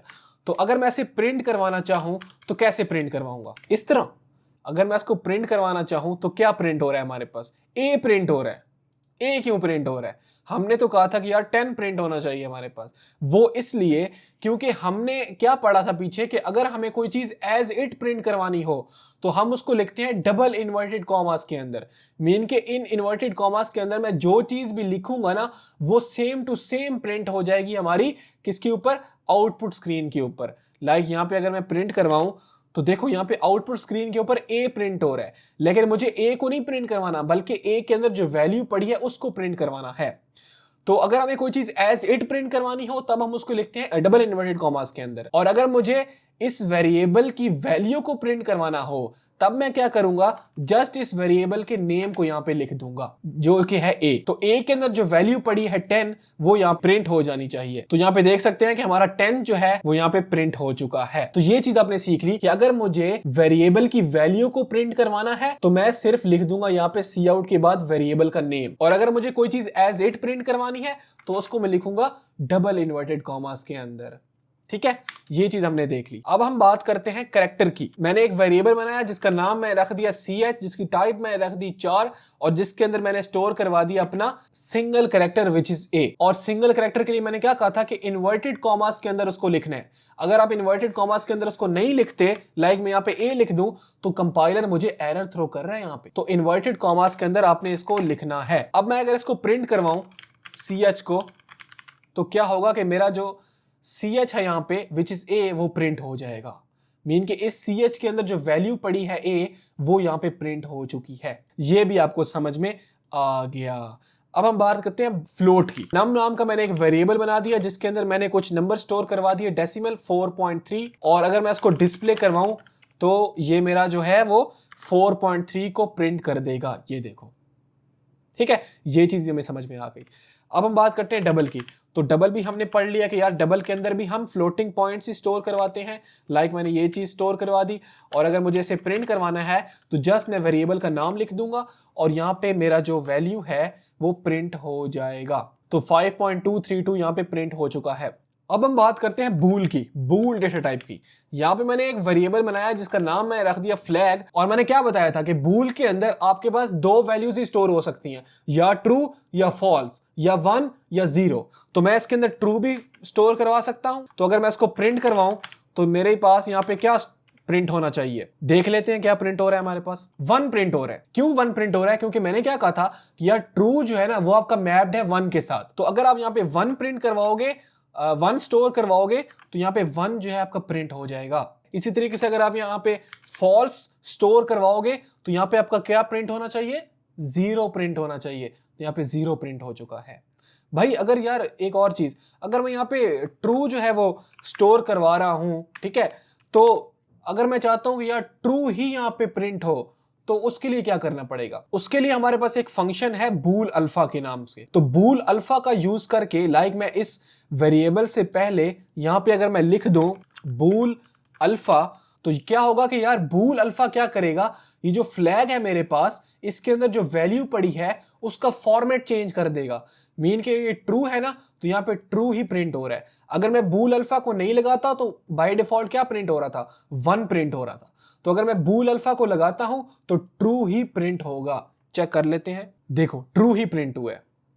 तो ये चीज आपने समझ ली कि अगर मैं बाय डिफॉल्ट यहाँ पे क्या करूं कि इसको अगर मैं कमेंट आउट कर दूं यहाँ पे, और इसके नीचे अगर मैं लिख दूं सी आउट फ्लैग, तो मैंने क्या किया, फ्लैग के अंदर ट्रू स्टोर करवाया, और जब मैं इसके प्रिंट करवा रहा था तो मेरे पास 1 स्टोर हो रहा था। तो अगर मैं चाहता हूं कि यार जो चीज मैंने स्टोर करवाई है विच इज ट्रू, तो ट्रू ही हमारे पास जो है प्रिंट होनी चाहिए, तो हम क्या करेंगे, इसके फॉर्मेट को चेंज कर देंगे। तो 1 की जगह यहाँ पे ट्रू प्रिंट हो जाएगा यूजिंग बूल अल्फा। तो अपने बूल अल्फा के बारे में भी यहां से सीख लिया। अगर मैं यहाँ पे फॉल्स स्टोर करवा दूं तो यहाँ पे क्या प्रिंट होगा, मेरे पास फॉल्स ही हमारे पास प्रिंट होगा। देखो फॉल्स ही प्रिंट हो चुका। तो बूल अल्फा क्या करेगा, 0 को बना देगा फॉल्स और 1 को बना देगा ट्रू। तो यहां पे आपकी आउटपुट स्क्रीन के ऊपर फॉल्स जो है वो प्रिंट हो चुका है। ठीक है, ये चीज भी आपने सीख ली। इसके बाद हमने 2 चीजें और पढ़ी थी, वॉइड और कैरेक्टर। तो वॉइड तो हम आगे पढ़ेंगे फंक्शन वाले टॉपिक के अंदर। वॉइड कैरेक्टर आपका होमवर्क है, ठीक है, वो आपने मुझे बताना है कि किस टाइप का डेटा जो है हम उसके अंदर स्टोर करवा सकते हैं। बाय द वे डेप्थ में जाने की जरूरत नहीं है उसको हम इतना यूज भी नहीं करते। जस्ट आपने मुझे बताना है कि इस टाइप का डेटा भाई हम इसके अंदर स्टोर करवाते हैं वाइड कैरेक्टर के अंदर। ये चीजें हमने बेसिक जो है वो यहाँ पे सीख ली। ओके, तो अब ना ऐसे करते हैं कमेंट आउट, और आपको जरा छोटी छोटी चीजें बताते हैं वेरिएबल डिक्लेरेशन एंड इनिशियलाइजेशन के बारे में। लाइक अगर मैंने कोई वेरिएबल बनाना है तो किसी भी टाइप का, तो आपको पता है कि यार मैं टाइप बता दूंगा उसकी और उस वेरिएबल का नाम बता दूंगा। ये आपको समझ में आ गया, ठीक है। तो जब हम इस तरह से कोई वेरिएबल को बनाते हैं तो इसको हम कहते हैं वेरिएबल डिक्लेरेशन। वेरिएबल डिक्लेरेशन, जहां पे हम वेरिएबल को खाली डिक्लेयर करते हैं, उसको कोई वैल्यू असाइन नहीं करते। तो क्या होगा, मेमोरी के अंदर एक ब्लॉक बन गया जिसका नाम होगा num, बट उसके अंदर कोई वैल्यू स्टोर नहीं है। तो अगर मैं यहाँ पे प्रिंट करवाने की कोशिश करूं तो क्या चीज प्रिंट होती है, देख लेते हैं। तो यहाँ पे मेरे पास ये वैल्यू प्रिंट हो रही है, बट ऐसा क्यों है, मैंने तो यार num को कोई वैल्यू भी नहीं असाइन की, तो ये वैल्यू क्यों प्रिंट हो रही है? तो वो इसलिए क्योंकि जब भी हम किसी वेरिएबल को बनाते हैं ना मेमोरी के अंदर, तो और अगर हम उसे कोई वैल्यू असाइन नहीं करते तो कंपाइलर खुद ही से कोई गार्बेज वैल्यू उसके अंदर स्टोर करवा देता है कि अगर मैं कोई वेरिएबल डिक्लेयर करता हूं और अगर मैं उसे प्रिंट करने की कोशिश करूं तो कोई एक गार्बेज वैल्यू स्टोर होके प्रिंट हो जाएगी। ठीक है, ये चीज आपने सीख ली। ओके, इसको कहते हैं वेरिएबल डिक्लेरेशन। और अगर मैं यहाँ पे num को कोई वैल्यू असाइन कर दूं, मैंने यहाँ पे num को वैल्यू असाइन कर दी 50, तो इसको कहते हैं वेरिएबल इनिशियलाइजेशन। इसको कहते हैं वेरिएबल इनिशियलाइजेशन, जहां पे आप वेरिएबल को कोई वैल्यू असाइन कर रहे हो। तो अगर आप वेरिएबल को डिक्लेयर करते हो इस तरह, आप उसको वैल्यू असाइन नहीं करते, तो उसको कहते हैं डिक्लेरेशन। और जब आप वेरिएबल को वैल्यू असाइन करते हो उसे कहते हैं इनिशियलाइजेशन। और जब आप दोनों काम इकट्ठे करते हो, लाइक अगर मैं यहाँ पे लिखूं num इज इक्वल टू 50, तो इसको हम कह सकते हैं डिक्लेरेशन एंड इनिशियलाइजेशन। तो ये चीज आपने सीख ली। ठीक है, अच्छा, अगर मैं यहाँ पे ना प्रिंट करवाने की कोशिश करूं ना इसे, तो मुझे यहाँ पे ना एरर मिलेगा। कंपाइलर कह रहा है कि यार इंट num प्रीवियसली डिक्लेयर हो चुका है, तो आप दोबारा क्यों कर रहे हो? क्या मतलब, या जो num वेरिएबल था ना, जो कि हमने नाम रखा था वेरिएबल का, कंपाइलर कह रहा है आपने इस लाइन के अंदर पहले से ही इसको डिक्लेयर कर दिया है, आप 21 लाइन के अंदर दोबारा क्यों डिक्लेयर कर रहे हो? लाइक अगर मैं यहाँ पे करैक्टर टाइप का भी अगर मैं num बना दूं तो कंपाइलर मुझे यहां पर भी एरर थ्रो करेगा, क्योंकि num जो है वो मैंने पहले से ही डिक्लेयर कर दिया है, तो मैं दोबारा num को यहां पे डिक्लेयर नहीं कर सकता। तो ये चीज आपने समझ ली कि अगर मैं सेम नाम का वेरिएबल दोबारा डिक्लेयर करने की कोशिश करूंगा तो कंपाइलर मुझे इस तरह से एरर थ्रो कर देगा भाई कि यार num जो है ना, num वो पहले से यहां पे डिक्लेयर हो चुका है, तो आप दोबारा क्यों उसको डिक्लेयर कर रहे हो यहां पे? तो ये चीज भी आपने समझ ली कि हम सेम नेम का वेरिएबल दो बार डिक्लेयर नहीं कर सकते, अगर करेंगे तो हमें एरर मिल जाएगा भाई। ठीक है, ये चीज भी हमने देख ली। एक और चीज हम देखते हैं, वो बड़ी प्यारी है। लाइक अगर मैं यहाँ पे एक वेरिएबल बना दूं इंटीजर टाइप का, और जिसके अंदर मैंने स्टोर करवा दिया, फॉर एग्जांपल 10 स्टोर करवा दिया, और अगर मैं यहाँ पे इसको प्रिंट करवाऊं तो क्या प्रिंट होगा? 10 ही प्रिंट होगा, 10 ही प्रिंट होगा। ठीक है, और अगर मैं यहाँ पे क्या करूं, इसके बाद इसकी वैल्यू को चेंज कर दूं, लाइक मैंने यहाँ पे इसको 50 कर दिया, तो अगर अब मैं इसको प्रिंट करवाने की कोशिश करूं तो क्या 50 प्रिंट होगा या 10 प्रिंट होगा? देख लेते हैं। तो यहाँ पे मैंने प्रिंट करवाया और यहाँ पे क्या प्रिंट हुआ? 50 प्रिंट हो चुका है। क्या हुआ, देखते हैं इस चीज को। तो पहले मैंने क्या किया, एक वेरिएबल बनाया जिसको मैंने दे दी वैल्यू 10। तो जब मैं इसको प्रिंट करवा रहा था तो मेरे पास 10 प्रिंट हो चुका था। अब मैंने क्या किया कि उस वेरिएबल की वैल्यू को कर दिया चेंज, तो 10 जो है वो खत्म हो जाएगी वैल्यू, और उसकी जगह 50 वैल्यू जो है वो स्टोर हो जाएगी। इसके बाद जब हम ए को प्रिंट करवाने की कोशिश कर रहे थे तो क्या हुआ कि अब 50 प्रिंट हो चुका है। तो क्या मतलब कि आप वेरिएबल की वैल्यूज को चेंज भी कर सकते हैं। अच्छा भाई, हम ठीक है, ये तो कर सकते हैं। अगर मैं चाहता हूं कि यार मेरे वेरिएबल की वैल्यू चेंज ना हो पूरे प्रोग्राम के अंदर, तो उसके लिए भी कोई मेथड है मेरे पास? बिल्कुल है हमारे पास। यहां पे हम लोग यूज करते हैं कांस्टेंट क्वालिफायर को। कांस्टेंट क्वालिफायर, तो हम कांस्टेंट क्वालिफायर की मदद से अपने वेरिएबल की वैल्यू को कांस्टेंट बना सकते हैं कि वो हमारी वैल्यू चेंज ना हो। ठीक है, लाइक इस तरह अगर मैं यहाँ पे बना रहा हूँ इंट फ्लोट टाइप का कोई एक वेरिएबल बना रहा हूँ जिसका नाम मैं रख दिया पाई, और इसके अंदर मैंने वैल्यू स्टोर कर दी 3.1417, और अगर मैं इसको क्या करूं, इसके शुरू में यहाँ पे कांस्टेंट लगा दूं, कांस्टेंट क्वालिफायर का यूज कर लूं, तो ये वैल्यू अब मैं चेंज नहीं कर सकता। लाइक अगर मैं इसको यहाँ पे प्रिंट करवाऊं तो मेरे पास यहाँ पर क्या प्रिंट होना चाहिए? देखो 3.1417, इसको हम कमेंट आउट कर देते हैं। तो यहाँ पर हमारे पास क्या प्रिंट होना चाहिए? 3.1417 प्रिंट हो गया। ठीक है, अब अगर मैं क्या करूं, इस पाई की वैल्यू को चेंज करना चाहूं, लाइक मैंने दे दिया 4.3, और अगर मैं इसको अब प्रिंट करने की कोशिश करूं तो कंपाइलर यहां पे क्या करेगा, इस लाइन में हमें एरर दे देगा, और ये देख लो रेड लाइन हमें शो हो रही है। देखो अगर मैं इसको रन करने की कोशिश करूं तो कंपाइलर यहां पे कह रहा है कि यार assignment of read only variable pi, कि ये जो आपका पाई वेरिएबल था, ठीक है, ये आपने कांस्टेंट बना दिया है, तो अब आप इस वेरिएबल की वैल्यू को चेंज नहीं कर सकते इस लाइन में। ठीक है, इसलिए अब हमें कंपाइलर ने यहां पे एरर थ्रो किया और यहां पे कंपाइलेशन को स्टॉप कर दिया, इस चीज को प्रिंट ही नहीं किया। ठीक है, ये चीज भी आपको समझ में आ गई कि अगर हमें वेरिएबल की वैल्यू को कांस्टेंट बनाना हो तो हम क्या करेंगे, डेटा टाइप से पहले कांस्टेंट क्वालिफायर का यूज कर लेंगे। तो इससे क्या होगा कि पाई के अंदर जो वैल्यू पड़ी है उसको हम चेंज नहीं कर सकते। ठीक है भाई, ये चीज भी आपको समझ में आ चुकी है। ओके, तो हमने यहाँ पे बहुत सारी चीजें सीख ली। आपने सीख लिया वेरिएबल्स क्या होते हैं, इनिशियलाइज कैसे करते हैं, डिक्लेयर कैसे करते हैं, डेटा टाइप्स का कॉन्सेप्ट आपने सीख लिया। डेटा टाइप में थोड़ा सा और डीप में जाते हैं और बात करते हैं sizes and ranges of data type. सबसे पहली हमारे पास जो डेटा टाइप थी वो कौन सी थी, इंटीजर। तो इंटीजर डेटा टाइप जो है ना आपके पास, वो 4 बाइट्स ऑफ मेमोरी ऑक्युपाई करती है रैम के अंदर। अगर आप डेटा टाइप को यूज कर रहे हैं इंट को, तो वो कितनी बाइट ऑफ मेमोरी लेगा, 4 बाइट्स ऑफ मेमोरी लेगा। किसके अंदर, मेमोरी के अंदर। लाइक किस तरह, अगर आप एक वेरिएबल बना रहे हो इंट टाइप का, for example int a is equal to 5, तो क्या होगा, मेमोरी के अंदर एक ब्लॉक बन जाएगा जिसका नाम होगा a और जिसके अंदर 5 जो है वो जाके स्टोर हो जाएगा। अब ये जो ब्लॉक है मेरे पास, वो क्या कर रहा है, कितनी बाइट ऑफ मेमोरी ले रहा है, 4 बाइट ऑफ मेमोरी। ये हमें कैसे पता चलेगा, डेटा टाइप की वजह से, क्योंकि इंटीजर डेटा टाइप जो है वो 4 बाइट ऑफ मेमोरी ऑक्युपाई करता है रैम के अंदर या फिर मेमोरी के अंदर। ये चीज आपने सीख ली। अब आपका जो डेटा है ना, वो बिट लेवल के ऊपर जाके स्टोर होता है मेमोरी के अंदर। तो बाइट को हम कन्वर्ट करते हैं बिट के अंदर। तो हमें पता है कि यार आप हमारा जो 1 बाइट होता है वो इज इक्वल टू होता है 8 बिट्स के। और अगर हम इसे फर्दर करें तो हमें पता है कि यार 4 इंटू 8 कितना बन जाएगा, 32 बिट्स बन जाएगा मेरे पास। इसका मतलब ये है कि यार ये जो मेरे पास a वेरिएबल है जो कि इंटीजर टाइप का है, वो कितनी मेमोरी ले रहा है, 32 बिट्स ऑफ मेमोरी ले रहा है रैम के अंदर या फिर मेमोरी के अंदर। ये चीज आपको समझ में आ गई। अब इसे देखते हैं, थोड़ा सा विजुअलाइज करते हैं। ठीक है, इस ब्लॉक को थोड़ा सा एक्सपेंड करते हैं बिट लेवल के ऊपर। लाइक मैंने ये एक बॉक्स बनाया, ठीक है, जो कि होगा 32 बिट्स का, इस तरह करके। ठीक है, ये चीज आपको समझ में आ गई। यार 32 बिट का एक ब्लॉक बन जाएगा मेरे पास। ये जो ब्लॉक है हमारे पास, ये कितने बाइट का होगा, 4 बाइट का। अगर हम इसे फर्दर विजुअलाइज करें बिट लेवल के ऊपर, तो ये मेरे पास 32 बिट्स का एक ब्लॉक बन जाएगा। अब देखो हमने क्या किया यहां पे कि int a is equal to 5 किया, तो क्या होगा कि यार एक वेरिएबल बन जाएगा a नाम का जिसके अंदर 5 स्टोर हो जाएगा। ये वेरिएबल होगा 4 बाइट का। कैसे पता चलेगा, इंटीजर से। अब हम इसे क्या कर रहे हैं, फर्दर विजुअलाइज कर रहे हैं बिट लेवल के ऊपर। तो मैंने क्या किया, इसको 32 बिट्स के अंदर डिवाइड कर दिया। ठीक है, अब देखो ये जो मेरा 5 है ना, 5, ये जो 5 है आपका, ये मेमोरी के अंदर बाइनरी के अंदर स्टोर होगा।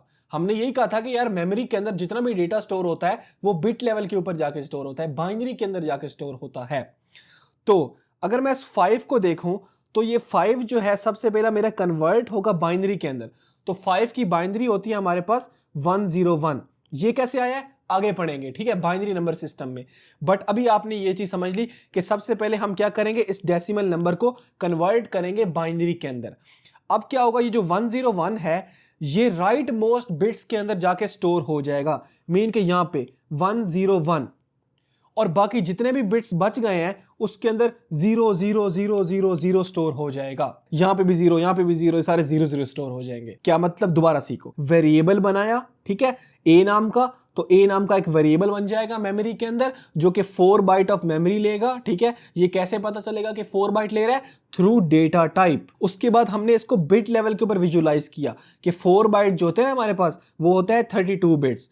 अब देखो इस 5 को हमने कन्वर्ट कर लिया बाइनरी के अंदर, तो विच इज इक्वल टू 101। अब ये जो 101 है ये कहां पे स्टोर होगा, राइट मोस्ट बिट्स के अंदर जाके स्टोर हो जाएगा। और बाकी जितने भी आपकी 29 बिट्स बच गई हैं उसके अंदर क्या स्टोर होगा, 000 स्टोर हो जाएगा। ये चीज आपने सीख ली। ओके, इंटीजर जो होता है ना आपका, इंटीजर, उसके अंदर पॉजिटिव वैल्यूज भी स्टोर होती हैं और नेगेटिव वैल्यूज भी स्टोर होती हैं।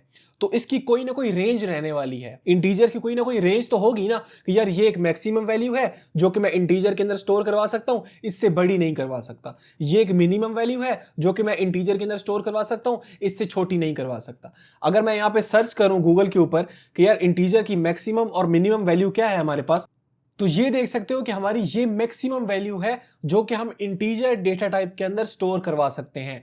अगर हम मिनिमम वैल्यू की बात करें तो ये देख सकते हो ये हमारी मिनिमम वैल्यू है जो कि हम इंटीजर डेटा टाइप के अंदर स्टोर करवा सकते हैं। तो मैक्सिमम हमारी ये वैल्यू है, मिनिमम हमारी ये वैल्यू है। कैसे पता चलेगा, कैसे निकालेंगे, इसको अब देखते हैं। क्योंकि हम बिट लेवल पे पहुंच चुके हैं तो इसको भी देख के जाएंगे। देखो मेरी बात सुनो, हमारे पास जो पहली बिट होती है ना वो होती है मोस्ट सिग्निफिकेंट बिट। ये बिट हमारे पास होती है मोस्ट सिग्निफिकेंट बिट। इससे कंपाइलर को पता चल जाता है कि आगे जो नंबर हमारे पास स्टोर है ना 31 बिट के अंदर, वो पॉजिटिव है या फिर नेगेटिव है। अगर इस मोस्ट सिग्निफिकेंट बिट के अंदर हमारे पास 0 स्टोर है तो हम कह सकते हैं कि यार वो नंबर हमारे पास पॉजिटिव है। अगर इस मोस्ट सिग्निफिकेंट बिट के अंदर 1 स्टोर है तो हम कह सकते हैं कि वो नंबर हमारे पास नेगेटिव नंबर होने वाला है। तो ये कंपाइलर अपने लिए रखता है, ठीक है, इस बिट को ये चेक करने के लिए कि वो जो 31 बिट्स हैं उसके अंदर पॉजिटिव नंबर है या नेगेटिव नंबर है। तो अगर इसके अंदर 0 स्टोर है तो हम कह सकते हैं कि ये नंबर हमारे पास पॉजिटिव है। अगर 1 स्टोर है तो हम कह सकते हैं इसके अंदर नेगेटिव नंबर पड़ा हुआ है। ठीक है, ये चीज आपको समझ में आ गई। तो मोस्ट सिग्निफिकेंट बिट के अंदर आपका नंबर स्टोर नहीं होता, बल्कि इसको कंपाइलर अपने लिए रखता है। तो नंबर आपका कहां स्टोर होगा? इन 31 बिट्स के अंदर। ठीक है, तो अगर मैं बात करूं तो इसकी क्या मैक्सिमम वैल्यू बनेगी? हमें पता है कि यार बाइनरी के अंदर जो मेरी बेस होती है ना वो होती है 2, और डेसिमल के अंदर जो मेरी बेस होती है वो होती है 10। ये तो आपको पता होगा, बेसिक चीजें हैं। तो अगर मैं मैक्सिमम वैल्यू की बात करूं तो इसकी मैक्सिमम वैल्यू क्या मैं लिख सकता हूं? 2 की पावर 31 माइनस 1। और मिनिमम वैल्यू क्या होगी? -2 की पावर 31। क्यों? क्योंकि 31 बिट्स है ना हमारे पास। देखो ये जो बिट है ना, ये इसको हम काउंट नहीं करेंगे, इसको कंपाइलर अपने लिए रखेगा ये चेक करने के लिए कि क्या नंबर पॉजिटिव है या नेगेटिव है जो कि यहां पे स्टोर है। ठीक है, तो पीछे बचे कितने बिट्स? 31 बिट्स। इन 31 बिट्स के अंदर आपका ये वाला नंबर स्टोर होने वाला है जो कि हमने यहां पे दिया है। ठीक है, ये चीज आपको समझ में आ गई। यार भाई ये क्या चीज है, मतलब 2 की पावर 31 माइनस 1 क्यों लिख रहे हो और यहां पे क्यों नहीं लिख रहे? इस चीज को समझते हैं। देखो मैक्सिमम वैल्यू का मतलब यह है कि पॉजिटिव नंबर्स, और मिनिमम वैल्यू का मतलब यह है कि नेगेटिव नंबर्स। तो अगर मैं आपको यह बोलूं कि यार पहले 10 पॉजिटिव नंबर्स प्रिंट कर दो, तो आप कहोगे ठीक है यार, मेरे जो पॉजिटिव नंबर्स होते हैं ना वो स्टार्ट होते हैं 0 से, तो 0 1 2 3 4 5, तो ये पहले 10 नंबर्स जो है वो मैंने प्रिंट करवा दिए हैं। तो मेरी स्टार्टिंग कहां से हो रही है? 0 से, क्योंकि मुझे पता है कि यार मेरे जो पॉजिटिव नंबर्स हैं वो स्टार्ट होते हैं 0 से। तो 1 2 3 4 5 6 7 8 9 10। तो क्या मैं कह सकता हूं कि यार जो मेरी मैक्सिमम वैल्यू बन रही है वो 10 माइनस 1 है? क्योंकि मैंने आपको यही बोला था ना कि यार आपने 10 नंबर्स प्रिंट करवाने हैं, तो मैक्सिमम वैल्यू क्या बन रही है? 10 माइनस 1। इसी तरीके से अगर मैं क्या बोलूं कि यार मेरे पास 31 बिट्स हैं, तो आपकी मैक्सिमम वैल्यू क्या होनी चाहिए? मतलब कि आपने कितने नंबर मैक्सिमम प्रिंट करवाने हैं? तो मैंने बोला यार 2 की पावर 31 नंबर्स प्रिंट करवाने हैं। तो जब हम ऐसे प्रिंट करवाने चाहूंगा तो मेरे पास क्या बनेगा? 2 की पावर 31 माइनस 1 आएगा मेरे पास, क्योंकि इस तरह से अगर इसको देखो तो। ठीक है, बिल्कुल बेसिक चीजें मैंने आपको समझाई हैं। अब हम बात करते हैं इसकी मिनिमम वैल्यू। तो मिनिमम वैल्यू का मुझे पता है कि यार नेगेटिव नंबर्स होंगे। तो अगर मैं आपको बोलूं कि यार पहले 10 नेगेटिव नंबर्स प्रिंट कर दो, तो आपको पता है कि यार मेरी स्टार्टिंग जो होगी वो -1 से होगी। तो -1 -2 -3, तो ये मेरे नंबर्स हैं जो कि मैंने प्रिंट करवा लिए हैं। आपने कहा कि यार पहले 10 नेगेटिव नंबर्स प्रिंट करवा लो, मैंने -1 से स्टार्ट किया और -10 प्रिंट कर दिया। और मैंने क्या कहा था? पहले 10 करो, तो मैक्सिमम वैल्यू क्या होगी? -10 ही तो होगी। अगर मैं यहां पे देखूं तो हमने क्या कहा कि यार -1 से स्टार्ट होंगे हमारे मिनिमम नंबर्स। ठीक है, और हमारी जो अपने कितने प्रिंट करवाने हैं? 2 की पावर -2 की पावर 31। तो मेरी मिनिमम वैल्यू क्या बनेगी? वो भी यही बनेगी, -2 की पावर 31। ठीक है, ये चीज आपको समझ में आ गई कि यार ये हमारी मिनिमम वैल्यू होगी जो कि मैं इनके अंदर स्टोर करवा सकता हूं। ठीक है, 31 बिट्स के अंदर, और ये मेरी मैक्सिमम वैल्यू होगी जो कि मैं इनके अंदर स्टोर करवा सकता हूं। अब आपको समझ में आ गया कि मैंने 2 की पावर 31 -1 क्यों लिखा है और यहां पे मैंने क्यों नहीं लिखा। ठीक है, बहुत ईजी है। ओके तो हमें अब ये समझ में आ चुका है कि अगर हम इंटीजर टाइप का कोई वेरिएबल इनिशियलाइज करवाते हैं तो क्या होगा, मेमोरी के अंदर एक ब्लॉक बन जाएगा, ठीक है, और वो ब्लॉक क्या करेगा, 4 बाइट्स ऑफ मेमोरी जो है वो ऑक्युपाई कर देगा। अगर हम 4 बाइट्स को फर्दर विजुअलाइज करें बिट लेवल में तो वो हमारे पास 32 बिट्स बन जाएंगे। हमने देख लिया कि यार इंटीजर जो है वो पॉजिटिव और नेगेटिव दोनों नंबर स्टोर करवाता है, ठीक है। तो क्या होगा, कंपाइलर एक मोस्ट सिग्निफिकेंट बिट अपने लिए रख लेगा ये चेक करने के लिए कि इन 31 बिट्स के अंदर पॉजिटिव नंबर स्टोर होने वाला है कि नेगेटिव नंबर स्टोर होने वाला है। तो अगर मोस्ट सिग्निफिकेंट बिट 0 है तो उसका मतलब ये नंबर पॉजिटिव है, अगर 1 है तो ये नंबर नेगेटिव है, ठीक है। ये चीज हमने देख ली। तो पीछे कितनी बिट्स बची हमारे पास, 31 बिट्स बची। इन 31 बिट्स के अंदर आपकी वैल्यू होने वाली है स्टोर। तो हमने क्या किया, 5 को स्टोर किया विच इज 101। तो 101 जो है वो राइट मोस्ट बिट्स के अंदर जाके स्टोर हो जाएगा और बाकी जितने भी बिट्स आपकी बच गई हैं उसके अंदर 0000 स्टोर हो जाएगा, ठीक है। यहां पे हमने देख लिया। उसके बाद हमने मिनिमम और मैक्सिमम वैल्यू देख ली कि मिनिमम वैल्यू आपकी बनेगी -2⁻31 जो कि आप इन 31 बिट्स के अंदर स्टोर करवा सकते हैं इंटीजर डेटा टाइप के अंदर, ठीक है। और मैक्सिमम वैल्यू क्या बनेगी आपकी 2⁻31 कि ये आपकी मैक्सिमम वैल्यू है जो कि आप इन 31 बिट्स के अंदर स्टोर करवा सकते हैं। अब आपको चीजें जो है वो समझ में आने लग गई हैं। अब बात करते हैं करैक्टर डेटा टाइप की।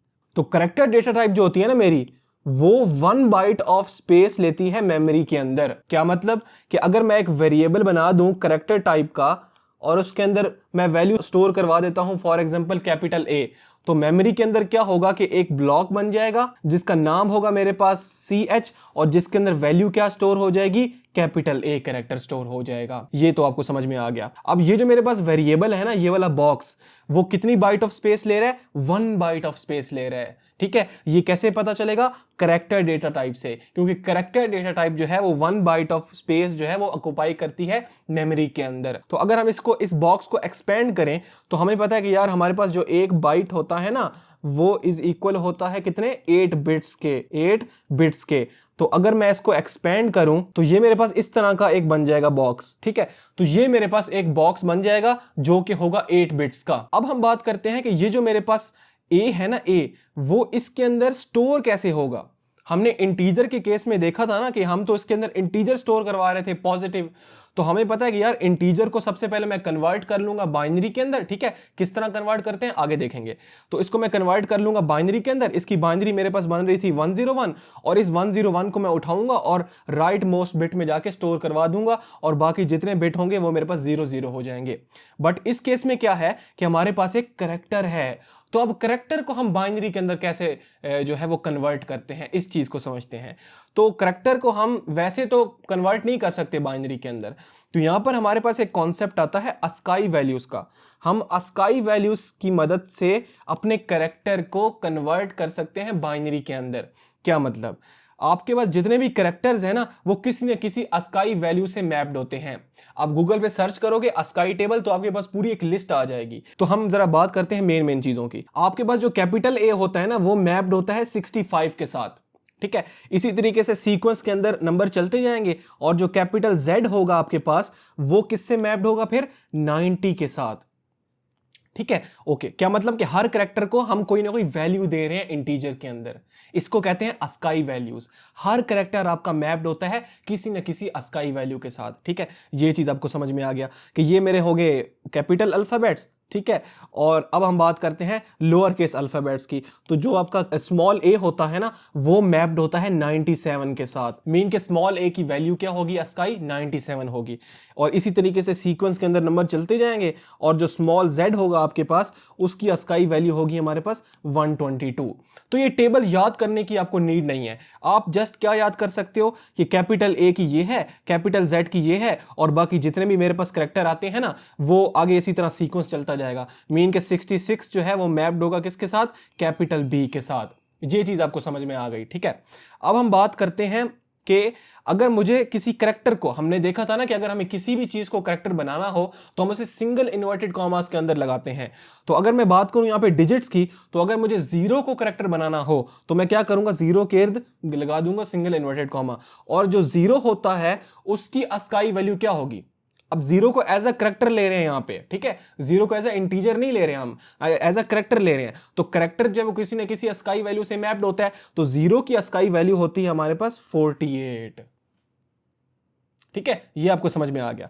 उसके बाद हमारा जो होता है ना, इसी तरीके से सीक्वेंस के अंदर चलते आएंगे 1 2 3 4, और आपका जो 9 है वो मैप्ड होता है किसके साथ, 57 के साथ मैप्ड होता है। यार मेरा जो डिजिट है ना 0, उसको अगर मैं character as a character represent करूं तो उसकी अस्काई वैल्यू बनती है मेरे पास 48, और इसी तरीके से सीक्वेंस के अंदर मैं चलता जाऊंगा। मीन के जो 1 है, 1 करेक्टर, वो मैप्ड होगा 49 के साथ, और इसी तरीके से चलता जाऊंगा, और जो मेरा 9 होगा उसकी अस्काई वैल्यू होगी 57। अब हम इन अस्काई वैल्यूज को यूज करके अपने कैरेक्टर को मेमोरी के अंदर स्टोर करवा सकते हैं। अब देखो हमने क्या किया था कि यहां पे कैपिटल ए स्टोर करवाया था ना, और कैपिटल ए किससे मैप्ड है, अभी मैंने आपको बताया कि वो 65 से मैप्ड है। तो इसका मतलब यह है कि 65 को हम कन्वर्ट कर लेंगे बाइनरी के अंदर। अब 65 का बाइनरी क्या होता है वो देख लेते हैं जल्दी से। तो अगर मैं यहां पे सर्च करूं what is the binary of 65, तो यहां पे मुझे कह रहा है ये बाइनरी होती है जी आपकी 65 की। तो मीन के 65 की बाइनरी मेरे पास होगी, तो ये मेरे पास बाइनरी बन रही है किसकी, 65 की। अब मैं क्या करूंगा, इस बाइनरी को उठाऊंगा और राइट मोस्ट बिट के अंदर स्टोर करवाता जाऊंगा। मीन के आखिरी वैल्यू जो 1 है उसको मैं यहां पे स्टोर करवा देता हूं 1, और इसी तरीके से 0 0 0 0, ठीक है, 5 जीरो है हमारे पास, और आखिरी कौन सा 1 है, मतलब पहला कौन सा हमारे पास 1 हो गया। तो इसको हमने क्या किया, इस बाइनरी को उठाया हमने और राइट मोस्ट बिट्स के अंदर जाके इसको कर दिया स्टोर। ठीक है, अब आपको समझ में आ गया। और यहां पे जो पहला बिट होगा वो तो खाली हो गया मेरे पास, तो जो पहला बिट है हमारे पास वो अब यहां पे होगा मोस्ट सिग्निफिकेंट बिट। क्यों मोस्ट सिग्निफिकेंट बिट क्यों होगा, क्योंकि हमारा जो कैरेक्टर डेटा टाइप है वो बाय डिफॉल्ट हमारे पास साइंड होता है। साइंड क्या मतलब है कि पॉजिटिव और नेगेटिव दोनों वैल्यूज को स्टोर करने वाला है हमारा कैरेक्टर डेटा टाइप।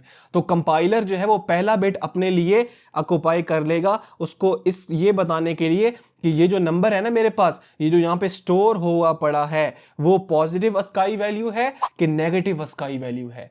ये कंपाइलर को कैसे पता चलेगा, इस मोस्ट सिग्निफिकेंट बिट से। अगर ये मोस्ट सिग्निफिकेंट बिट मेरे पास 0 होगी तो इसका मतलब यह है कि ये मेरे पास अस्काई वैल्यू क्या है, पॉजिटिव इंटीजर है। और अगर ये 1 होगा इसका मतलब यह है कि ये स्काई वैल्यू मेरे पास क्या है, नेगेटिव है। ठीक है, तो अभी हमारे पास क्या थी, 65 थी, तो 65 अगेन क्या है, पॉजिटिव नंबर है, तो उसका मतलब यह है कि मेरी मोस्ट सिग्निफिकेंट बिट क्या होगी, 0 होगी। अब आपको समझ में आ गया। ठीक है, अब हम बात करते हैं इसकी मिनिमम और मैक्सिमम वैल्यू की। जो कैरेक्टर होता है ना आपके पास, उसकी मैक्सिमम और मिनिमम वैल्यू क्या होगी। तो देखो ये इस बिट के अंदर तो हमारा डेटा स्टोर नहीं होगा, हमारा डेटा स्टोर होगा इन 7 बिट्स के अंदर। ठीक है, तो मैं कह सकता हूं कि यार 2 की पावर 7, 2 की पावर 7। अब मैं अगर इसकी मैक्सिमम वैल्यू की बात करूं तो मेरे पास जो मैक्सिमम वैल्यू बनेगी वो क्या बनेगी, 2 की पावर 7 माइनस 1 बनेगी। 2 की पावर 7 माइनस 1 क्यों बनेगी, मैंने पीछे आपको इंटीजर के केस में समझाया। तो मेरी जो मैक्सिमम वैल्यू बनेगी वो ये बनेगी 2 की पावर 7 माइनस 1, जिसको अगर मैं कन्वर्ट करूं तो वो बनता है मेरे पास क्या, 127। ठीक है, ये चीज आपको समझ में आ गई। और अगर हम मिनिमम वैल्यू की बात करें तो मिनिमम वैल्यू क्या होगी मेरे पास, मिनिमम वैल्यू मेरे पास होगी 2 की पावर 7, जिसको मैं कह सकता हूं कि ये मेरे पास है 128। ठीक है, ये क्या चीज है, 128 और 127, ये आपकी मैक्सिमम वैल्यू है, ये आपकी मिनिमम वैल्यू है अस्काई। ठीक है, ये आपको समझ में आ गया। और ये भी हमने देख लिया था कि यहां पे -1 क्यों नहीं आ रहा। ठीक है, ये चीज आपको समझ में आ गई, -2 की पावर 7। ठीक है, ओके। अब हमने ये चीजें बेसिक सीख ली कि अगर हम इंटीजर की बात करें तो इंटीजर 4 बाइट ऑफ स्पेस लेता है मेमोरी के अंदर। अगर हम कैरेक्टर की बात करें तो कैरेक्टर लेता है 1 बाइट ऑफ मेमोरी। हमने इनकी मैक्सिमम और मिनिमम वैल्यू भी निकाल ली इस बिट लेवल पे जाके कि यार मेरा जो इंटीजर है ना वो मैक्सिमम इतनी वैल्यू स्टोर करेगा, मिनिमम इतनी वैल्यू स्टोर करेगा। कैरेक्टर क्या, मैक्सिमम इतनी वैल्यू स्टोर करेगा अस्काई, और मिनिमम इतनी वैल्यू स्टोर करेगा। ठीक है, ये मेरे पास है -128। ओके, तो अब हम आगे बढ़ते हैं और बात करते हैं फ्लोट डेटा टाइप की। तो फ्लोट डेटा टाइप जो है ना वो 4 बाइट ऑफ स्पेस लेता है मेमोरी के अंदर। क्या मतलब कि मैंने एक फ्लोट टाइप का वेरिएबल बना दिया, उसका नाम मैं रख दिया b, और जिसके अंदर मैंने स्टोर करवा दिया 1.21 समथिंग। तो क्या होगा, आपको पता चल गया कि यार मेमोरी में एक ब्लॉक बन जाएगा जिसका नाम होगा b और जिसके अंदर 1.21 स्टोर हो जाएगा। और ये जो मेरे पास ब्लॉक होगा ये कितने बाइट्स का होगा मेरे पास, 4 बाइट्स का होगा। तो अब आप इसको विजुअलाइज कर सकते हो कि ठीक है 4 बाइट ऑफ मेमोरी है, मीन के 32 बिट्स बन जाएंगे और उन 32 बिट्स में मेरा ये जो नंबर है वो जाके स्टोर हो जाएगा। बट हारिस भाई यार ये तो मेरे पास फ्लोटिंग नंबर है 1.21, तो ये बाइनरी के अंदर कैसे कन्वर्ट होता है? और अगर मैं इस फ्लोट की मैक्सिमम और मिनिमम वैल्यू की बात करूं तो वो क्या होने वाली है? और देखो यार इतनी डेप्थ में नहीं जाएंगे, ठीक है? अगर मैं बताने लग जाऊं ये वाला टॉपिक तो काफी लेंथी हो जाएगी वीडियो, तो इसको थोड़ा सा होल्ड पे रखो, आगे वाले लेक्चर्स के अंदर इसको कवर करेंगे जब मैं आपको बाइनरी नंबर सिस्टम पढ़ाऊंगा। आपने मुझे याद करवाना है कि यार ये चीज हमारी रह चुकी है।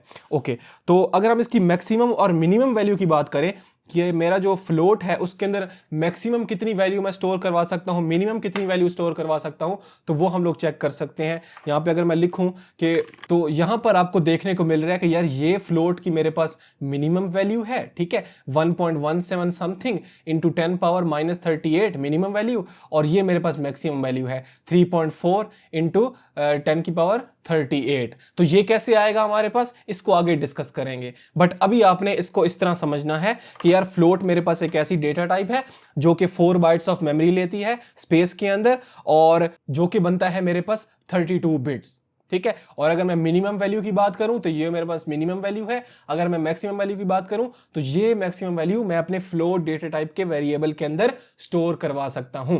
इसी तरीके से अगर हम आगे बात करें डबल की, तो डबल हमने देखा था ना कि यार डबल भी सेम काम कर रहा था कि उसको भी हम as a floating point store करवाने के लिए यूज करते हैं। तो मैंने यहाँ पे एक वेरिएबल बनाया डबल नाम का, ठीक है, जिसका नाम मैं रख दिया सी, और जिसके अंदर मैंने कुछ इस तरह की बड़ी वैल्यू स्टोर करवा दी। तो क्या होगा, मेमोरी के अंदर एक ब्लॉक बन जाएगा जिसका नाम होगा सी, और जिसके अंदर ये जो वैल्यू है आपकी जाके स्टोर हो जाएगी। अच्छा, आपका जो डबल होता है ना वो लेता है 8 bytes of space in memory, ठीक है? तो मीन कि आपका जो ब्लॉक बनेगा वो 8 बाइट्स का होगा। और अगर हम इसे फर्दर देखें तो 8 बाइट्स कितना होता है, 8 इंटू 64, तो मीन के 64 बिट्स आपके बन जाएंगे इस एक वेरिएबल की वैल्यू को स्टोर करवाने के लिए, ठीक है? ये चीज भी आपको समझ में आ गई। अगर हम इसकी मैक्सिमम और मिनिमम वैल्यू की बात करें तो ये होती है हमारे पास, ये मिनिमम वैल्यू है और ये हमारे पास डबल की मैक्सिमम वैल्यू है। अच्छा, एक और चीज मैं आपको बताना चाहता हूं यहां पे कि जो फ्लोट होता है ना उसके अंदर आप लोग up to 6 to 7 decimal number store करवा सकते हो। क्या मतलब? फॉर एग्जाम्पल इस तरह की आप बड़ी वैल्यू स्टोर करवा सकते हो, मीन के 1 2 3 4 5 6 7.1, ये मेरे पास एक वैल्यू है। तो मीन के अप टू 7 डेसिमल नंबर्स में 6 to 7 डेसिमल नंबर्स में फ्लोट के अंदर स्टोर करवा सकता हूं, ठीक है? डबल के अंदर मैं कितना स्टोर करवा सकता हूं? डबल के अंदर I think 16 to 17 up to decimal numbers में स्टोर करवा सकता हूं, 1 2 3 और इस तरह चलते जाएंगे 16 या 17 नंबर्स में स्टोर करवा सकता हूं। किसके अंदर? डबल के अंदर। तो ये चीज आपको समझ में आ गई कि यार अप टू 7 डेसिमल नंबर्स मैं स्टोर करवा सकता हूं फ्लोट के अंदर, और अप टू 16 या 17 डेसिमल नंबर्स मैं स्टोर करवा सकता हूं डबल डेटा टाइप के अंदर।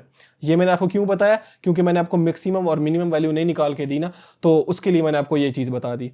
ओके, आगे इसको डिटेल में पढ़ेंगे कि फ्लोटिंग नंबर किस तरह से स्टोर होते हैं मेमोरी के अंदर, डबल किस तरह से स्टोर होता है, ठीक है? एक और चीज मैंने आपको नहीं बताई कि यार मेरे जो नेगेटिव नंबर्स होते हैं ना वो किस तरह से स्टोर होते हैं मेमोरी के अंदर। हमने पॉजिटिव इंटीजर तो देख लिया ना कि यार पॉजिटिव इंटीजर मेरे यहाँ पे क्या था, 5 था, तो 5 किस तरह स्टोर हो रहा था, पहले बाइनरी में कन्वर्ट होगा और उठा देंगे यहाँ पे डाल देंगे और स्टोर हो जाएगा, ठीक है?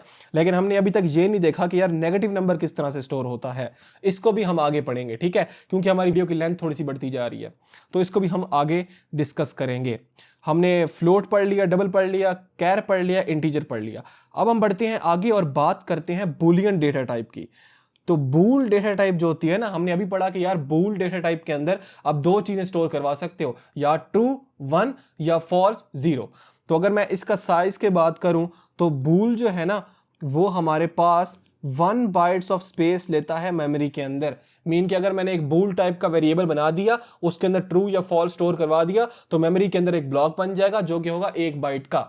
और अगर हम फर्दर देखें तो वो होगा हमारे पास 8 बिट्स का।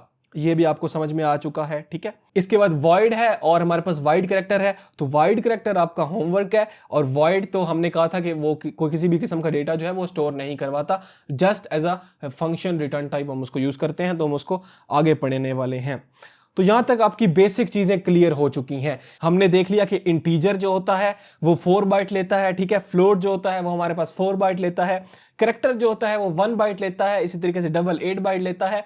बूल 1 बाइट लेता है। और इन डेटा टाइप्स की मदद से हम ये भी मालूम कर सकते हैं कि हमारी मैक्सिमम और मिनिमम वैल्यू क्या होने वाली है जो कि इस वेरिएबल के अंदर मैं स्टोर करवा सकता हूं।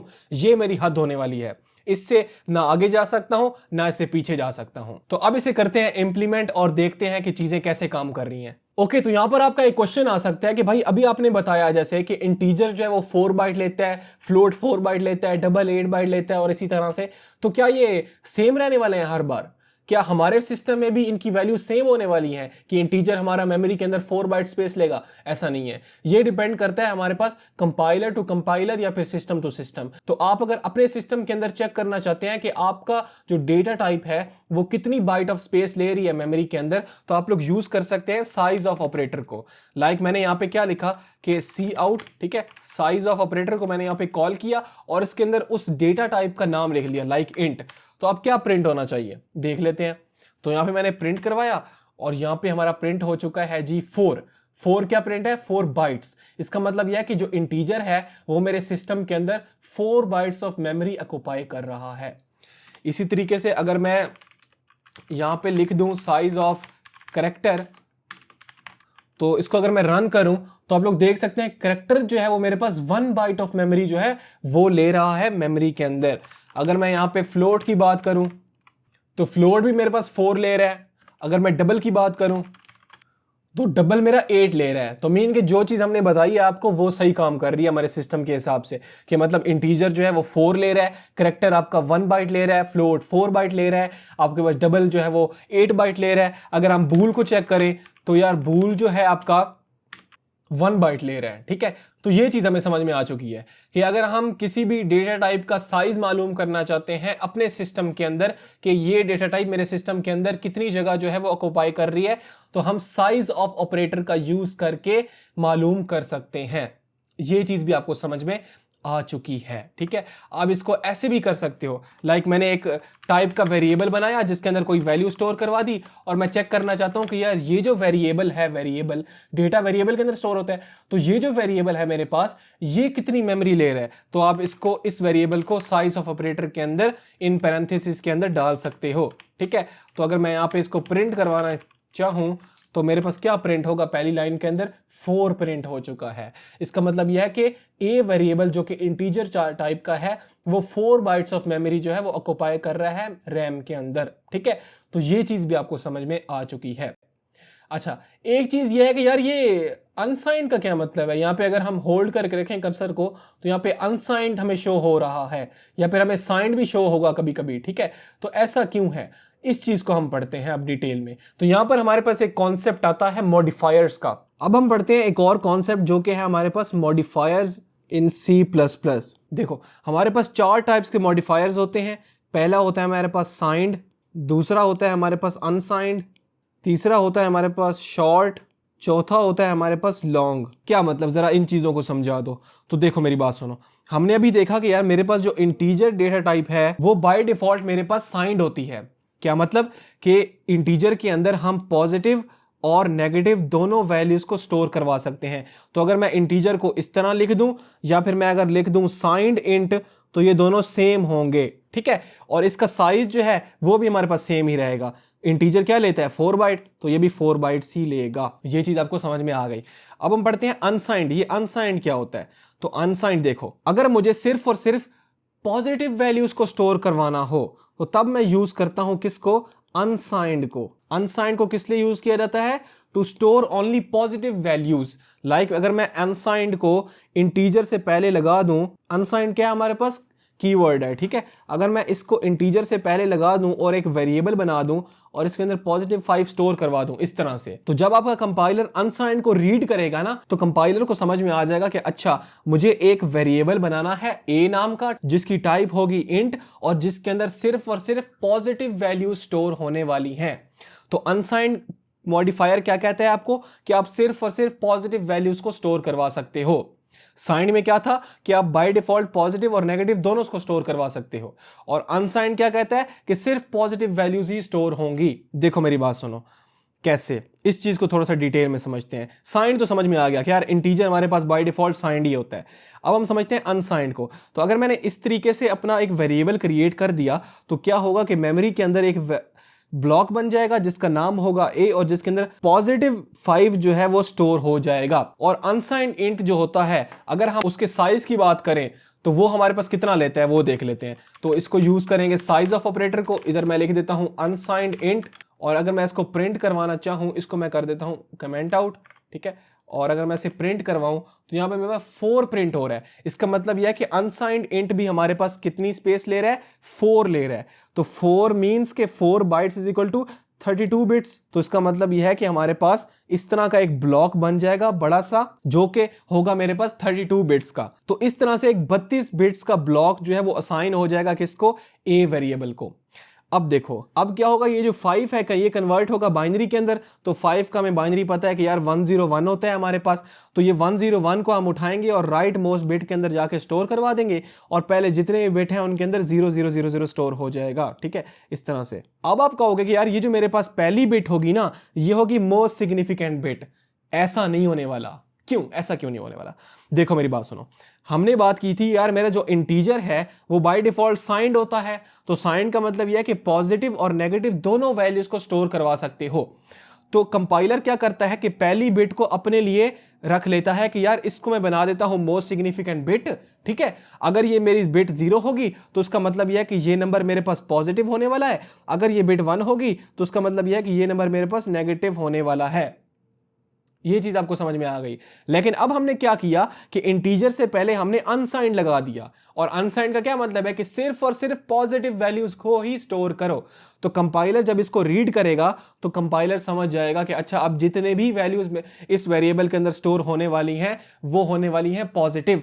तो मुझे मोस्ट सिग्निफिकेंट बिट को रखने की नीड नहीं है यहां पर, ठीक है। तो वह 32 के 32 बिट्स को यूज कर लेता है उस इंटीजर को स्टोर करवाने के लिए। अगर मैं यहां पर इसकी मैक्सिमम वैल्यू की बात करूं तो मेरे पास मैक्सिमम वैल्यू बनेगी 2 की पावर 32 माइनस 1। 32 माइनस 1 इसलिए बनेगी क्योंकि अब हमारे पास 32 बिट्स हैं उस नंबर को स्टोर करवाने के लिए, इस नंबर को स्टोर करवाने के लिए।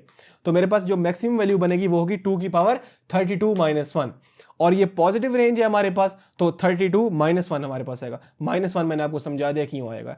अच्छा, अगर हम बात करें यहाँ पे मिनिमम वैल्यू की, तो मिनिमम वैल्यू मेरे पास होने वाली है 0। ये होगी मेरे पास मैक्सिमम वैल्यू और ये होने वाली है मेरे पास मिनिमम वैल्यू। मिनिमम वैल्यू 0 क्यों होगी? क्योंकि हमने सिर्फ और सिर्फ इस वेरिएबल के अंदर पॉजिटिव वैल्यूज को ही स्टोर करवाना है ड्यू टू अनसाइंड मॉडिफायर। तो मेरे पास जो मिनिमम वैल्यू होगी वो होगी 0 और मैक्सिमम वैल्यू क्या बनेगी 2 की पावर 32 माइनस 1। ये चीज आपको समझ में आ चुकी है। अच्छा, अब बात करते हैं शॉर्ट की। तो शॉर्ट भी ना आपका बाय डिफॉल्ट पॉजिटिव और नेगेटिव दोनों वैल्यूज को स्टोर करने के लिए यूज होता है, ठीक है।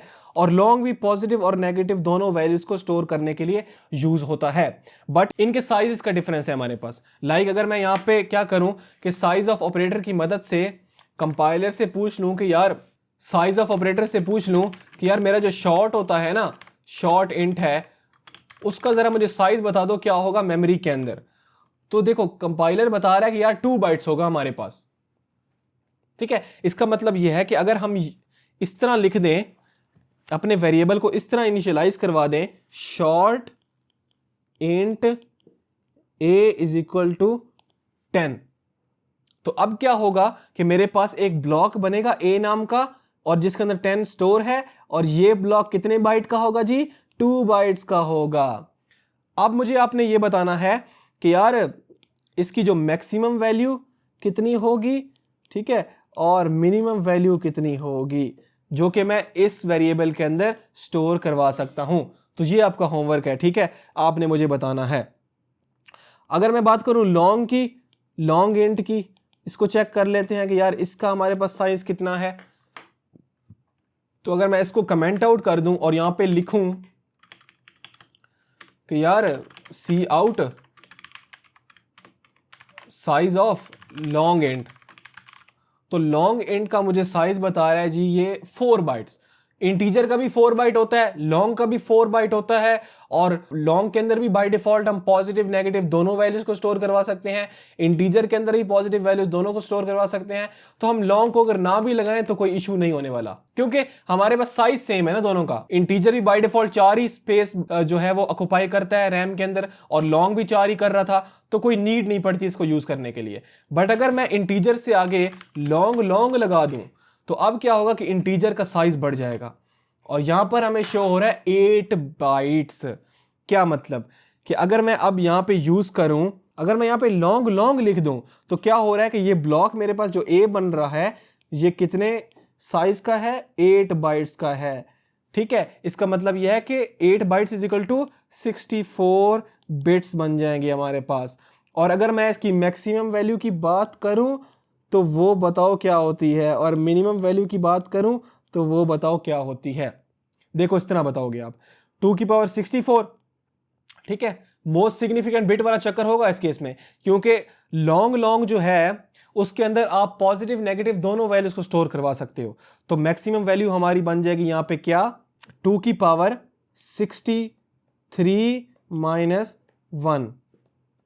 ये हमारे पास बन जाएगी इंटीजर की मैक्सिमम वैल्यू लॉन्ग की। ठीक है, और मिनिमम वैल्यू क्या बनेगी, -2 की पावर 63। तो अब हम मॉडिफायर्स को थोड़ा सा ना इंप्लीमेंट करके देख लेते हैं। लाइक मैंने यहाँ पे एक वेरिएबल बनाया जिसका नाम मैंने रख दिया साइंड इंट, और a इज इक्वल टू 10। यहाँ पे मैंने पहले से बना रखा था, इसे मैं कमेंट आउट कर देता हूँ। ठीक है, ओके। तो अगर मैं इसको डिस्प्ले करवाऊँ, क्या डिस्प्ले करवा सकता हूँ, अगर मैं a को डिस्प्ले कराऊँ तो 10 प्रिंट हो जाएगा मेरे पास। ठीक है, अगर मैं इसका साइज प्रिंट करवाऊँ कि यार कितने साइज ले रहे हैं मेरे पास ये जो a वेरिएबल है, तो आप लोग देख सकते हैं कि हमारे पास 4 बाइट्स ऑफ मेमोरी जो है वो ऑक्यूपाई कर रहा है। और साइंड बाय डिफॉल्ट आपका पॉजिटिव नेगेटिव दोनों को स्टोर करता है, तो आप इसको ना भी लगाओ तो कोई इशू नहीं होता। इंटीजर भी बाय डिफॉल्ट आपका पॉजिटिव नेगेटिव दोनों को स्टोर कर रहा था।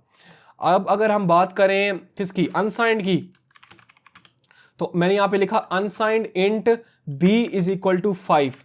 तो अब अगर मैं इसका साइज प्रिंट करवाऊं तो साइज तो है हमारे पास क्या, इसका 4। ठीक है, अगर मैं इसको थोड़ा सा अच्छा करके प्रिंट कर दूं, इसे कमेंट आउट कर दूं, तो यहाँ पर मेरे पास ये कितना ले रहा है, 4 बाइट्स ऑफ मेमोरी ले रहा है। ठीक है, ओके, ये भी चीज़ समझ में आ गई। अगर हम और क्या शॉर्ट लगाएं तो शॉर्ट भी 4 बाइट ले, शॉर्ट जो है वो 2 बाइट ले रहा था हमारे पास।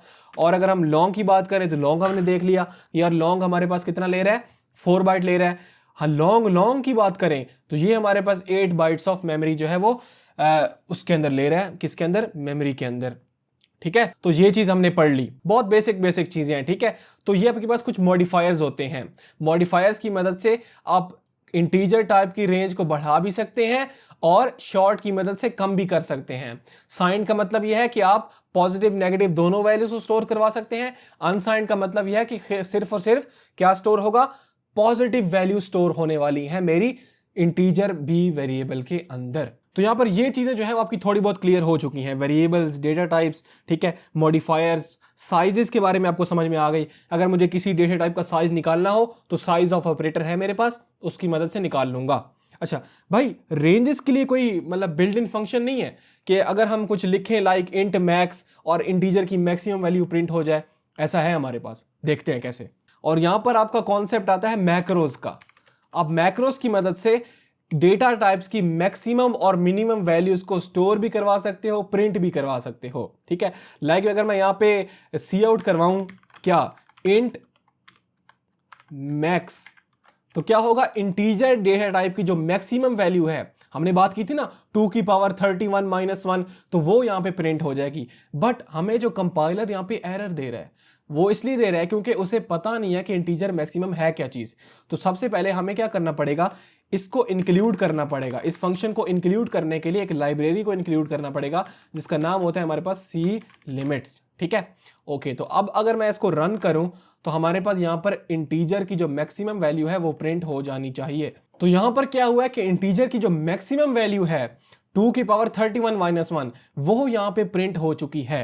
तो अब आपको समझ में आ गया कि यार सी लिमिट्स मेरे पास एक ऐसी लाइब्रेरी है जिसके अंदर इस तरह के कोई फंक्शंस पड़े हुए हैं। तो अगर मुझे इंटीजर मैक्सिमम वैल्यू को प्रिंट करवाना है, यहाँ पे स्टोर करवाना है, तो मैं इस तरह से करवा सकता हूं।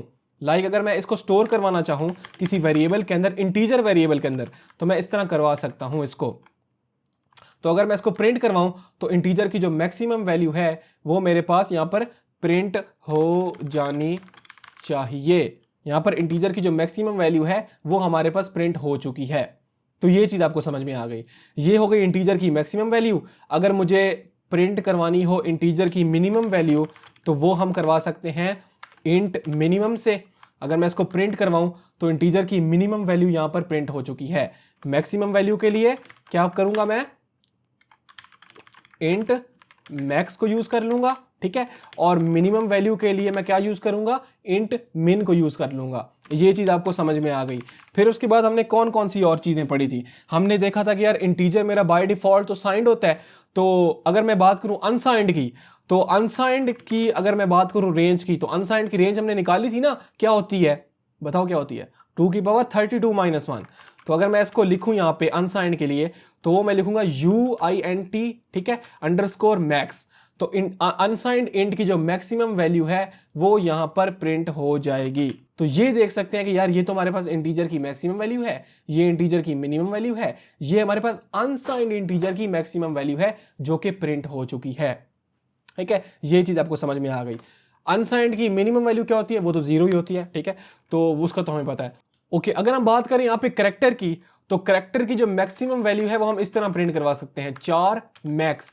4 के आपका बाय डिफॉल्ट आपका जो कैरेक्टर है वो साइंड होता है, तो मीन पॉजिटिव नेगेटिव दोनों वैल्यूज यहाँ पे स्टोर हो जाएंगी, ठीक है।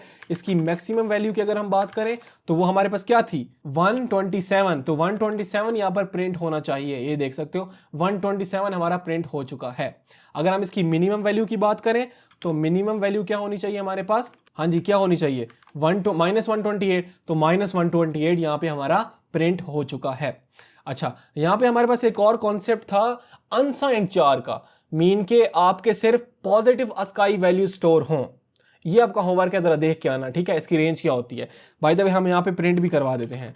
अगर मैं अनसाइंड 4 की बात करूं तो U4 और मैक्स, इससे क्या होगा कि अनसाइंड 4 जो होता है उसकी मैक्सिमम वैल्यू यहाँ पे हमारे पास प्रिंट हो जाएगी। अनसाइंड क्या मतलब, अनसाइंड 4 इस तरह देखो इसको, ये मैंने नहीं पढ़ा है आई थिंक।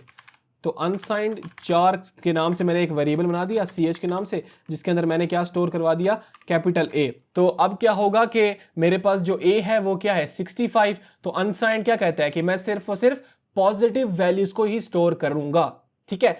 तो अनसाइंड की मेरे पास जो रेंज होगी वो क्या होगी, जब भी अनसाइंड आएगा ना तो मोस्ट सिग्निफिकेंट बिट वाला चक्कर खत्म हो जाएगा। तो कैरेक्टर जो है वो 1 बाइट का होता है, इट्स मीन 2 की पावर 8। तो मैक्सिमम वैल्यू क्या होगी, 2 की पावर 8 - 1, जो कि बनता है मेरे पास 255। तो अगर मैं इसको प्रिंट करवाऊं तो यहां पर मेरे पास 255 प्रिंट होना चाहिए, देख सकते हो, ठीक है। अगर यहाँ पे ये समझ नहीं आ रही कि यार ये क्या चीज है, तो देखो मेरी बात सुनो, हमारे पास कैरेक्टर जो था ना, कैरेक्टर बाय डिफॉल्ट आपका साइंड होता है, मीन के पॉजिटिव और नेगेटिव दोनों वैल्यू स्टोर होंगी। ये देखो -127 और -128। अगर हम बात करें अनसाइंड 4 की, तो अनसाइंड मॉडिफायर का क्या मतलब है, यही मतलब है कि सिर्फ और सिर्फ पॉजिटिव वैल्यूज को स्टोर करो। तो यहाँ पे सिर्फ और सिर्फ पॉजिटिव अस्काई वैल्यूज ही स्टोर होंगी आपकी CH वेरिएबल के अंदर, ठीक है। तो अगर हम इसकी रेंज की बात करें तो वो बन रही है 2 की पावर 8 - 1, जो कि होती है 255। अगर हम इसकी मिनिमम वैल्यू की बात करें तो वो होगी 0, ठीक है। ये चीज आपको समझ में आ गई। ओके, अब बात करते हैं फ्लोट डेटा टाइप के, कि यार मुझे अगर फ्लोट की मिनिमम और मैक्सिमम वैल्यू को प्रिंट करवाना हो तो कैसे करूंगा। तो उसके लिए हम यूज करते हैं FLT मैक्स। अगर मैं इसको प्रिंट करवाऊं तो कंपाइलर हमें यहां पे एक एरर दे रहा है। एरर इसलिए दे रहा है क्योंकि FLT जो फंक्शन है हमारे पास, FLT मैक्स, वो C लिमिट्स के अंदर डिफाइंड नहीं है। तो इसके लिए हमें एक और लाइब्रेरी को इंक्लूड करना पड़ेगा, जो कि हमारे पास C फ्लोट, ठीक है। इसकी मदद से हम इस फंक्शन को यूज कर सकते हैं। तो अगर मैं प्रिंट करवाऊं तो मेरे पास क्या प्रिंट हो रहा है, फ्लोट की मैक्सिमम वैल्यू प्रिंट हो रही है। और यही तो हमने देखी थी, ठीक है। अगर हम यहाँ पे जाएं गूगल पर तो हमने यहाँ पे यही तो वैल्यू देखी थी, देखो ये मैक्सिमम वैल्यू है मेरे पास, ठीक है। ये चीज समझ में आ गई। अगर मिनिमम वैल्यू की बात करें तो यहाँ पे आप लोग लिख सकते हो min, ठीक है। तो इससे हमारी जो फ्लोट की मिनिमम वैल्यू है वो प्रिंट हो जाएगी। ये चीज भी आपको समझ में आ गई। अगर हम बात करें डबल की, तो डबल के लिए आप यूज कर सकते हो DBL, ठीक है, DBL मैक्स, तो इससे डबल की मैक्सिमम वैल्यू यहाँ पे प्रिंट हो जाएगी। और अगर हम ये देखो 308 10 की पावर, और अगर हम मिनिमम वैल्यू की बात करें तो आप यहाँ पे लिख सकते हो मिन, तो इससे क्या होगी, डबल की मिनिमम वैल्यू प्रिंट हो जाएगी, ये देखो -10 की पावर 308। तो ये चीज़ें आपको समझ में आ गई कि अगर मैं किसी भी डेटा टाइप की मैक्सिमम और मिनिमम वैल्यू को प्रिंट करवाना चाहूँ तो मैं किससे प्रिंट करवा सकता हूँ, मैक्रोस की मदद से प्रिंट करवा सकता हूँ। इस टॉपिक को हम कहते हैं मैक्रोस, ठीक है। ये चीज भी आपने देख ली। अच्छा, तो यहां पर हमने बहुत सारी लाइब्रेरीज को इंक्लूड कर रहे हैं, तो इतनी ज्यादा लाइब्रेरीज को याद रखना काफी मुश्किल होता है। तो यहां पर मैं आपको एक लाइब्रेरी जो है वो सजेस्ट करता हूं, #include। ये हमारे पास एक ऐसी डायरेक्टरी है जिसके अंदर ऑलमोस्ट हर किस्म की लाइब्रेरी जो है वो इंक्लूड है, ठीक है। इसको हम वैसे तो जनरली यूज करते हैं कंपेटिटिव प्रोग्रामिंग में, बट अगर आप इसको यूज करना चाहते हो तो कर सकते हो, ठीक है। इसके अंदर बहुत सारे फंक्शंस होते हैं आपके, बट अगर आप इसको यूज कर रहे हो ना तो आपकी प्रोग्राम की जो परफॉर्मेंस है वो थोड़ी सी डाउन हो जाएगी। तो मैं तो यही सजेस्ट करूंगा कि आप इंडिविजुअली जो है लाइब्रेरीज को इंक्लूड करो, लाइक IOStream, ठीक है। इसी तरीके से बाकी लाइब्रेरीज हो गई, C मैथ वगैरह। बट अगर आप इसको यूज करना चाहते हो तो कर सकते हो। इसके अंदर आपके पास तकरीबन हर किस्म की लाइब्रेरीज जो है वो इंक्लूडेड होती हैं, ठीक है। ये चीज भी हमने देख ली। ओके, तो हमने यहाँ पर बहुत सारी चीजें पढ़ ली यार, आपने मैक्रोस का कॉन्सेप्ट सीख लिया। अब हम थोड़ा सा आगे बढ़ते हैं और बात करते हैं इंटीजर ओवरफ्लो की। इंटीजर नाम का एक वेरिएबल, मैंने एक a नाम का वेरिएबल बनाया जिसकी टाइप मैंने रख दी इंट, और इसके अंदर मैंने स्टोर करवा दिया इंटीजर की मैक्सिमम वैल्यू को। इसको मुझे यूज करना है तो मैं क्या करूंगा, लाइब्रेरी इंक्लूड करूंगा, कौन सी, #include c limits। a variable के अंदर आपकी जो मैक्सिमम वैल्यू है वो यहां पर प्रिंट हो जानी चाहिए। तो यहां पर इंटीजर की जो मैक्सिमम वैल्यू है वो प्रिंट हो चुकी है। इस मैक्सिमम वैल्यू से अगर मैं बड़ी वैल्यू इस वेरिएबल के अंदर स्टोर करवा दूं तो क्या होगा, देखते हैं। हमने कहा था कि यार इंटीजर की मैक्सिमम वैल्यू ये होती है, इससे बड़ी वैल्यू आप स्टोर नहीं करवा सकते। बट अगर मैं ट्राई करवाने की कोशिश करूं तो क्या होता है, देखते हैं। अगर मैं इसके अंदर +1 ऐड करवा दूं तो ये क्या हो रहा है कि मैं इंटीजर की मैक्सिमम वैल्यू को क्रॉस कर रहा हूं। तो अब देखते हैं कि हमारे पास क्या चीज प्रिंट हो रही है। इंट मैक्सिमम की वैल्यू हमारे पास ये है, तो हमारे पास क्या प्रिंट होना चाहिए, 48 प्रिंट होना चाहिए, ठीक है। बट देखते हैं क्या प्रिंट हो रहा है हमारे पास। देखो हमारे पास ये चीज प्रिंट हो रही है -214783648। और अगर मैं इसको देखूं तो ये तो मेरे पास इंटीजर की मिनिमम वैल्यू है -2 की पावर 31। ये कैसे प्रिंट हो गई है, मीन कि हमने तो कहा था कि यार इंटीजर मैक्सिमम वैल्यू जो है, ये मेरे पास जो मैक्सिमम वैल्यू है, अगर मैं इसके अंदर 1 ऐड करूं तो एंड के अंदर 48 आना चाहिए। बट ये मेरे पास क्या चीज आ रही है, तो यहां पर हमारे पास एक कॉन्सेप्ट आता है इंटीजर ओवरफ्लो का। आपका इंटीजर यहां पे कर चुका है ओवरफ्लो। देखो मेरी बात सुनो, तो यहां पर मैंने क्या किया कि एक वेरिएबल बनाया a नाम का, और जिसके अंदर मैंने क्या किया कि इंट मैक्स वैल्यू जो है वो स्टोर करवा दी, और उसके अंदर +1 को ऐड कर दिया। अब हमें पता है कि यार इंटीजर जो है ना, इंटीजर उसकी मैक्सिमम वैल्यू है हमारे पास 2 की पावर 31 -1, और जो मिनिमम वैल्यू है वो है मेरे पास -2 की पावर 31। तो हम इस नंबर से बड़ा नंबर स्टोर करवाने की कोशिश कर रहे हैं इंटीजर डेटा टाइप के अंदर। तो अब क्या होगा कि जब आप इससे बड़ी वैल्यू स्टोर करवाने की कोशिश करेंगे, एक बड़ी वैल्यू स्टोर करवाने की कोशिश करेंगे, तो आपका कंपाइलर यहां से उठेगा और यहां पे आ जाएगा मिनिमम वैल्यू के ऊपर, और मिनिमम वैल्यू जो है वो इस a वेरिएबल के अंदर कर देगा स्टोर। समझ आई बात की, क्या मतलब कि मेरे पास इंटीजर की मैक्सिमम वैल्यू थी, ठीक है, उसके अंदर मैंने एक वैल्यू ज्यादा स्टोर करवाई, ठीक है, इससे एक वैल्यू बड़ी स्टोर करवाई। तो क्या होगा, आपका कंपाइलर यहां से उठेगा और कहां चला जाएगा, इंटीजर की मैक्सिमम वैल्यू को उठा के a के अंदर स्टोर करवा देगा, और यहां पे उसने प्रिंट भी करवा दिया इंटीजर की मिनिमम वैल्यू को। तो इस टॉपिक को कहते हैं इंटीजर ओवरफ्लो, कि जब आप इंटीजर की मैक्सिमम वैल्यू से एक बड़ी वैल्यू स्टोर करवा रहे हैं तो क्या होगा, आपका इंटीजर ओवरफ्लो कर जाएगा और यहां से उठेगा और इंटीजर की मिनिमम वैल्यू जो है वो इस वेरिएबल में कर देगा स्टोर। ठीक है, ये चीज समझ में आ गई। अगर मैं इसके अंदर +2 ऐड करवा दूं, मतलब कि इंटीजर की मैक्सिमम वैल्यू के अंदर मैं यहाँ पे +2 की पावर 31 -1 के अंदर 2 ऐड करवा दूं। यहाँ पे हमने 1 ऐड करवाया था ना, बट अब अगर मैं 2 ऐड करवा दूं तो क्या चीज प्रिंट होती है, ये चीज देखते हैं।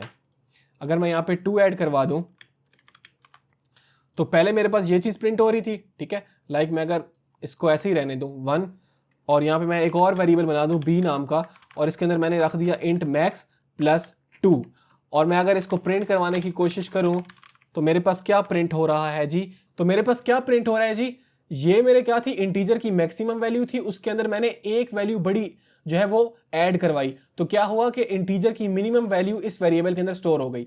अब मैं क्या कर रहा हूं कि यार इंटीजर की मैक्सिमम वैल्यू के अंदर +2 ऐड करवा रहा हूं, तो क्या होगा कि ये चीज मेरे पास प्रिंट हो रही है, और वो ये जो है 47।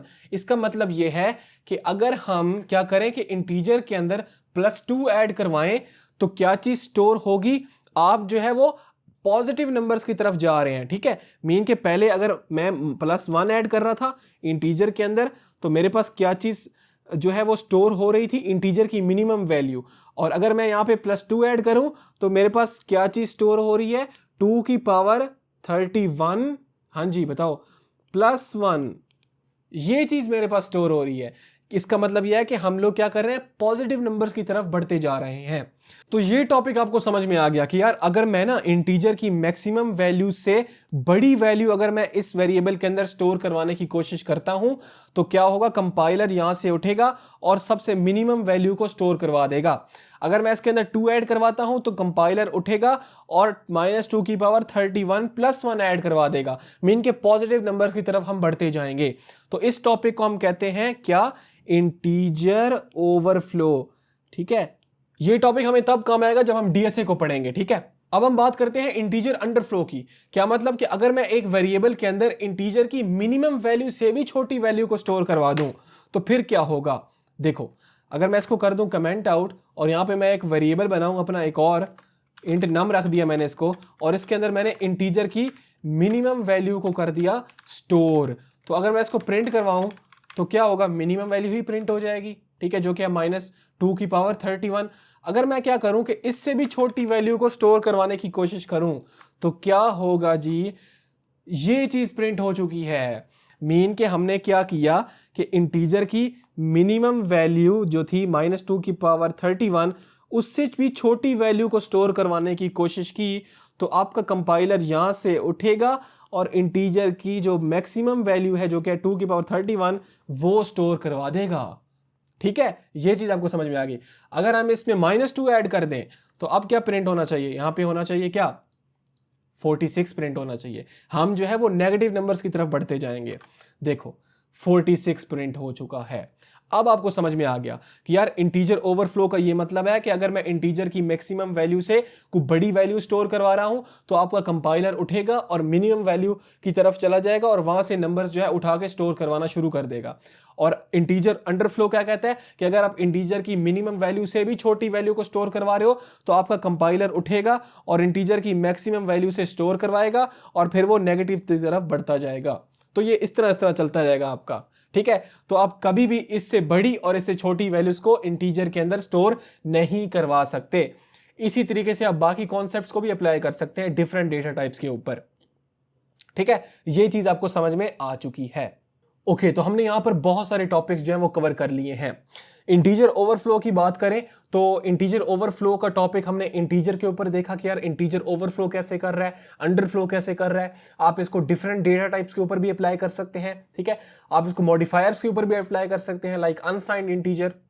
अगर हम इनसे बड़ी वैल्यू स्टोर करवाते हैं तो क्या होगा, कैरेक्टर की वैल्यू से बड़ी वैल्यू स्टोर करवाते हैं, आस्काई वैल्यू से बड़ी वैल्यू स्टोर करवाते हैं तो क्या होगा। ठीक है, फ्लोट से बड़ी वैल्यू स्टोर करवाते हैं तो क्या होगा। तो ये चीजें आपने थोड़ी बहुत खुद से प्रैक्टिस करनी है, क्योंकि जब तक इंप्लीमेंट नहीं करोगे ना तो चीजें समझ में नहीं आएंगी। ठीक है, तो VS कोड ओपन करो अपना, इंप्लीमेंट करना शुरू करो और साथ साथ आपके जो भी डाउट्स होंगे आप पूछते जाओ हमसे डिस्कॉर्ड सर्वर में, हम आपके डाउट्स जो है वो क्लियर करते जाएंगे।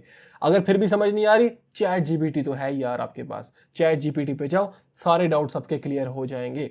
ओके, तो अब ना हम आगे बढ़ते हैं और एक छोटे से कॉन्सेप्ट की बात करते हैं जो कि है हमारे पास टाइप कास्टिंग। तो टाइप कास्टिंग हमारे पास एक ऐसा कॉन्सेप्ट है जिसकी मदद से हम एक टाइप से दूसरी टाइप में कन्वर्ट हो सकते हैं।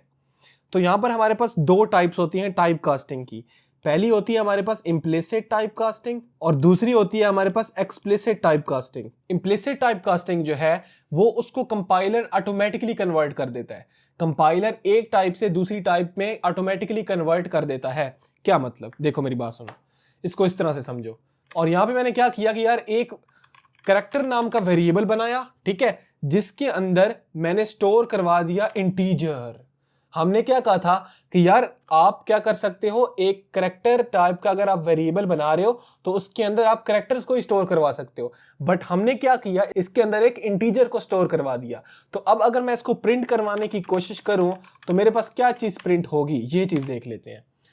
तो हमारे पास यहां पर कैपिटल ए प्रिंट हो रहा है, ये कैसे हो रहा है, इस चीज को थोड़ा सा समझते हैं। हमने यहां पर क्या किया कि एक करेक्टर नाम का वेरिएबल बनाया, ठीक है, और इसके अंदर हमने क्या स्टोर करवा दिया, 65 मीन के इंटीजर को यहां पर हमने स्टोर करवा दिया।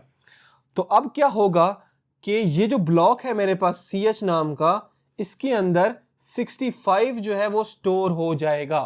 तो 65 का जो बाइनरी होता है मेरे पास वो कुछ इस तरह से होता है, ठीक है, ये मेरे पास 65 का बाइनरी होता है। तो ये कहां पे स्टोर होगा, करेक्टर की 1 बाइट के अंदर स्टोर होगा ये, ठीक है। तो ये है करेक्टर की 1 बाइट। तो क्या होगा, ये जो हमारे पास बाइनरी है वो करेक्टर की 1 बाइट के अंदर स्टोर हो जाएगा। तो मीन के 1 0 0। अब जब हम इसको प्रिंट करवा रहे हैं यहाँ पे अब हम इसको प्रिंट करवा रहे हैं तो क्या होगा, कंपाइलर यहां पर आएगा, ठीक है, और इसे क्या करेगा, ये जो बाइनरी है इसको कन्वर्ट करेगा डेसिमल के अंदर। तो ये हमारे पास था क्या, 65। और अब कंपाइलर कहेगा कि मुझे अब क्या चीज प्रिंट करवानी है, 65 को प्रिंट करवाना है या फिर मुझे करेक्टर को प्रिंट करवाना है। तो वो कैसे पता चलेगा हमें, करेक्टर डेटा टाइप से। अगर इस वेरिएबल की डेटा टाइप करेक्टर है तो क्या करेगा कंपाइलर, इस 65 को मैप्ड करेगा इसके करेक्टर के साथ, अस्काई वैल्यू की हम बात कर रहे हैं, ठीक है, इसको मैप्ड करेगा करेक्टर के साथ और ये चीज आपकी प्रिंट करवा देगा, ठीक है। ये चीज आपको समझ में आई, क्या मतलब कि हमने कहा कि यार एक वेरिएबल बनाओ ch नाम का जिसके अंदर 65 को स्टोर करवा दो। तो 65 जो है वो आपका स्टोर हो जाएगा इस ch नाम के वेरिएबल के अंदर। तो 65 का बाइनरी होता है ये, इसको हम उठाएंगे और करेक्टर की 8 बाइट के अंदर इसको कर देंगे स्टोर। अब जब हमने कहा कि यार यहाँ पे इसको करो सी आउट, इस करेक्टर को सी आउट करो, प्रिंट करवाओ, क्या चीज प्रिंट होगी।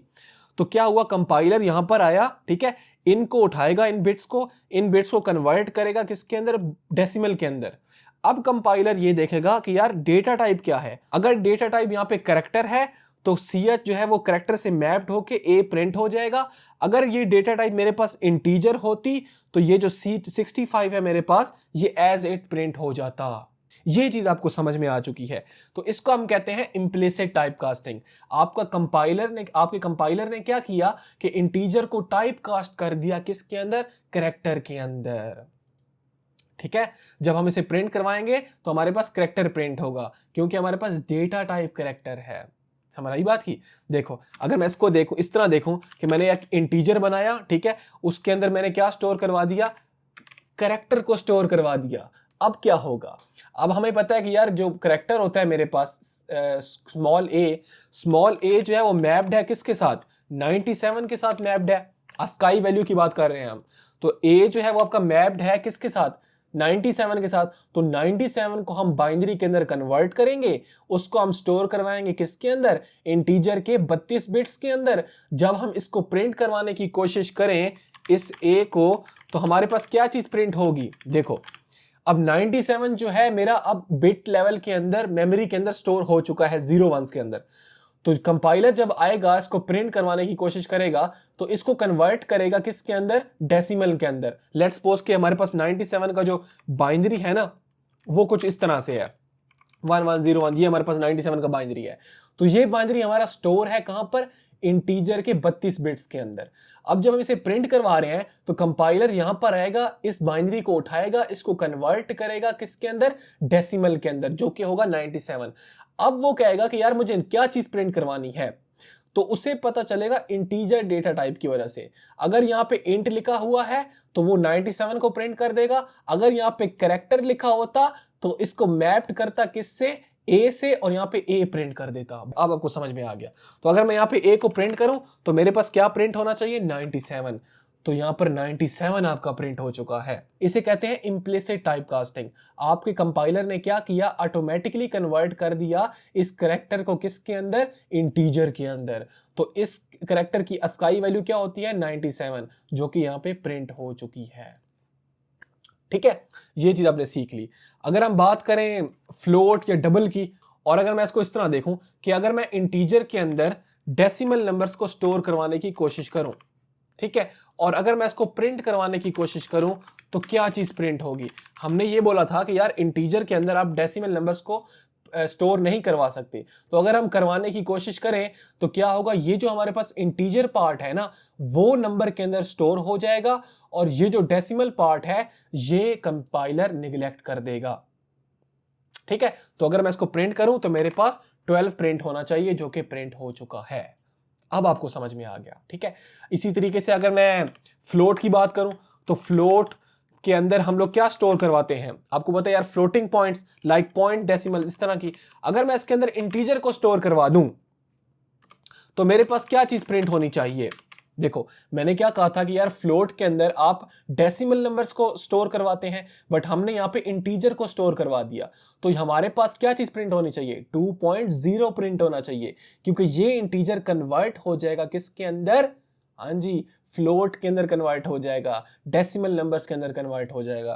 तो अगर मैं इसको प्रिंट करूं तो यहां पर मेरे पास 2.0 प्रिंट होना चाहिए, बट ये हमें 2 ही प्रिंट कर रहा है, 0.0 को इसने छोड़ दिया है। बट आप इसको ऐसा ही समझो कि ये 2.0 ही प्रिंट होने वाला है, ठीक है। इसको कहते हैं टाइप कास्टिंग। कि क्या हुआ? इंटीजर आपने स्टोर किया तो आपकी डेटा टाइप फ्लोट थी, तो कंपाइलर ने क्या किया? इस इंटीजर को कन्वर्ट कर दिया फ्लोटिंग नंबर के अंदर, उसको बना दिया 2.0, ठीक है। ये चीज भी हमने सीख ली। तो ये होती है हमारे पास इम्प्लिसिट टाइप कास्टिंग। आपका कंपाइलर ऑटोमेटिकली कन्वर्ट कर देता है एक टाइप से दूसरी टाइप के अंदर। अब हम बात करते हैं कौन सी टाइप की? एक्सप्लिसिट टाइप कास्टिंग की। तो यहां पर हम लोग यूज करते हैं यूनरी कास्ट ऑपरेटर को, ठीक है। आप इसकी मदद से टाइप कास्टिंग कर सकते हैं। लाइक मैं अगर यहां पे लिखूं, एक मैंने वेरिएबल बनाया, ठीक है, बी नाम का, और जिसके अंदर मैंने स्टोर करवा दी वैल्यू 122। अब मैं अगर इसको प्रिंट करवाऊं बी को, तो अब आपको पता है कि यार 122 ही प्रिंट हो जाएगा, ठीक है। अब मैं क्या करूं कि इस बी को यहां पे अगर मैं कन्वर्ट कर दूं इसी जगह पे, किसके अंदर? कैरेक्टर डेटा टाइप के अंदर, तो मैं इस तरह से कर सकता हूं। आप इसको इस तरह भी लिख सकते हो, लाइक टाइप नेम, ठीक है, और पैरेंथेसिस, और आप इसको इस तरह भी लिख सकते हो, लाइक आप कैरेक्टर को पैरेंथेसिस के अंदर लिख दो और उसके बाहर आप वेरिएबल का नाम लिख दो। तो दोनों तरीके आपके पास ठीक है, ठीक है। तो अब क्या होगा कि यार बी तो है आपका क्या? इंटीजर, तो ये वैल्यू आपकी इंटीजर है, ठीक है। अब बी के अंदर क्या पड़ा है? 122। ये 122 टाइप कास्ट हो जाएगा किसके अंदर? कैरेक्टर के अंदर। और प्रिंट क्या होना चाहिए? 122 किससे मैप्ड है? अस्काई वैल्यू है 122। अब तो किससे मैप्ड है बताओ? हमारा ये मैप्ड है z के साथ, तो यहां पर हमारा स्मॉल z जो है वो प्रिंट हो चुका है, ठीक है। ये चीज भी आपको समझ में आ गई कि यार एक चीज होती है हमारे पास इम्प्लिसिट टाइप कास्टिंग, जहां पे आपका कंपाइलर ऑटोमेटिकली कन्वर्ट कर देता है, और अगर हमें खुद से कोई चीज कन्वर्ट करनी हो एक डेटा टाइप से दूसरी डेटा टाइप में, तो हम यूज करते हैं कास्ट यूनरी ऑपरेटर को, ठीक है, जिसको हम इस तरह से करते हैं। एक और एग्जांपल देख लो उसकी। लाइक मैंने फ्लोट बनाया और यहां पे मैं लिखा 2.24 समथिंग, और इसको अगर मैं प्रिंट करवाने की कोशिश कर रहा हूं, बट मैंने से क्या किया? इंटीजर बना दिया। तो अब क्या होगा? यहाँ पे मैंने इसका नाम नहीं लिखा, तो B1 लिख देते हैं यहाँ पे, ठीक है। B1, इस वेरिएबल को B1 नाम दे देते हैं।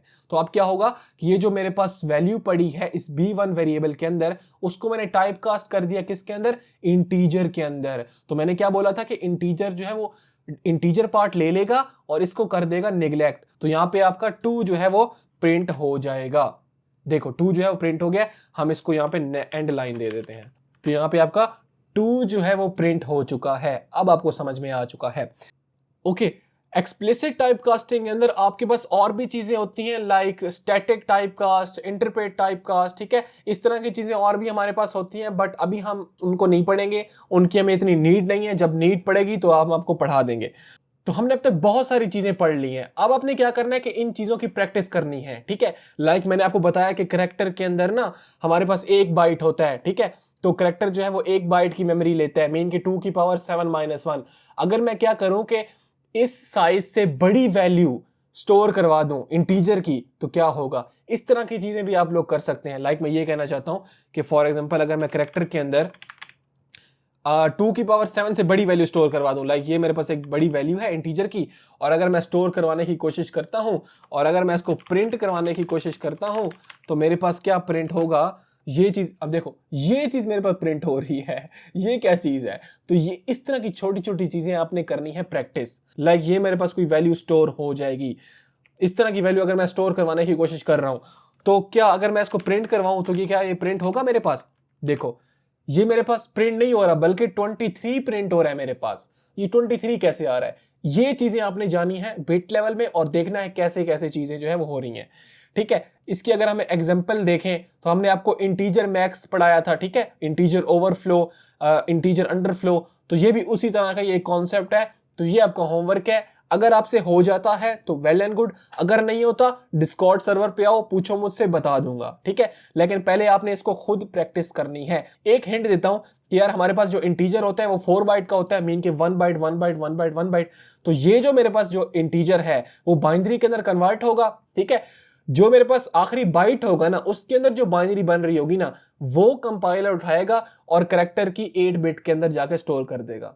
बस इतना ही बताऊंगा, आगे आपने खुद करना है। ओके, तो हमने यहाँ तक बहुत सारे टॉपिक्स जो हैं वो पढ़ लिए हैं। डेटा टाइप्स के मुतालिक आपके भाई जो जो चीज़ें आपको पढ़ा सकता था मैंने सब कुछ कवर कर लिया है। फिर भी अगर आपको लगता है कि भाई ये टॉपिक आपने नहीं पढ़ाया तो कमेंट बॉक्स में आओ, मुझे बताओ, ठीक है। डिस्कॉर्ड सर्वर पर आ जाओ, मुझे बताओ कि भाई ये टॉपिक आपने पढ़ाना है, ठीक है, जो कि आपसे मिस हो चुका है, तो इंशाल्लाह उसको कवर कर लेंगे। बाकी नेक्स्ट लेक्चर के अंदर हम लोग ऑपरेटर जैसे कॉन्सेप्ट पढ़ने वाले हैं। सो मिलते हैं नेक्स्ट वीडियो के अंदर।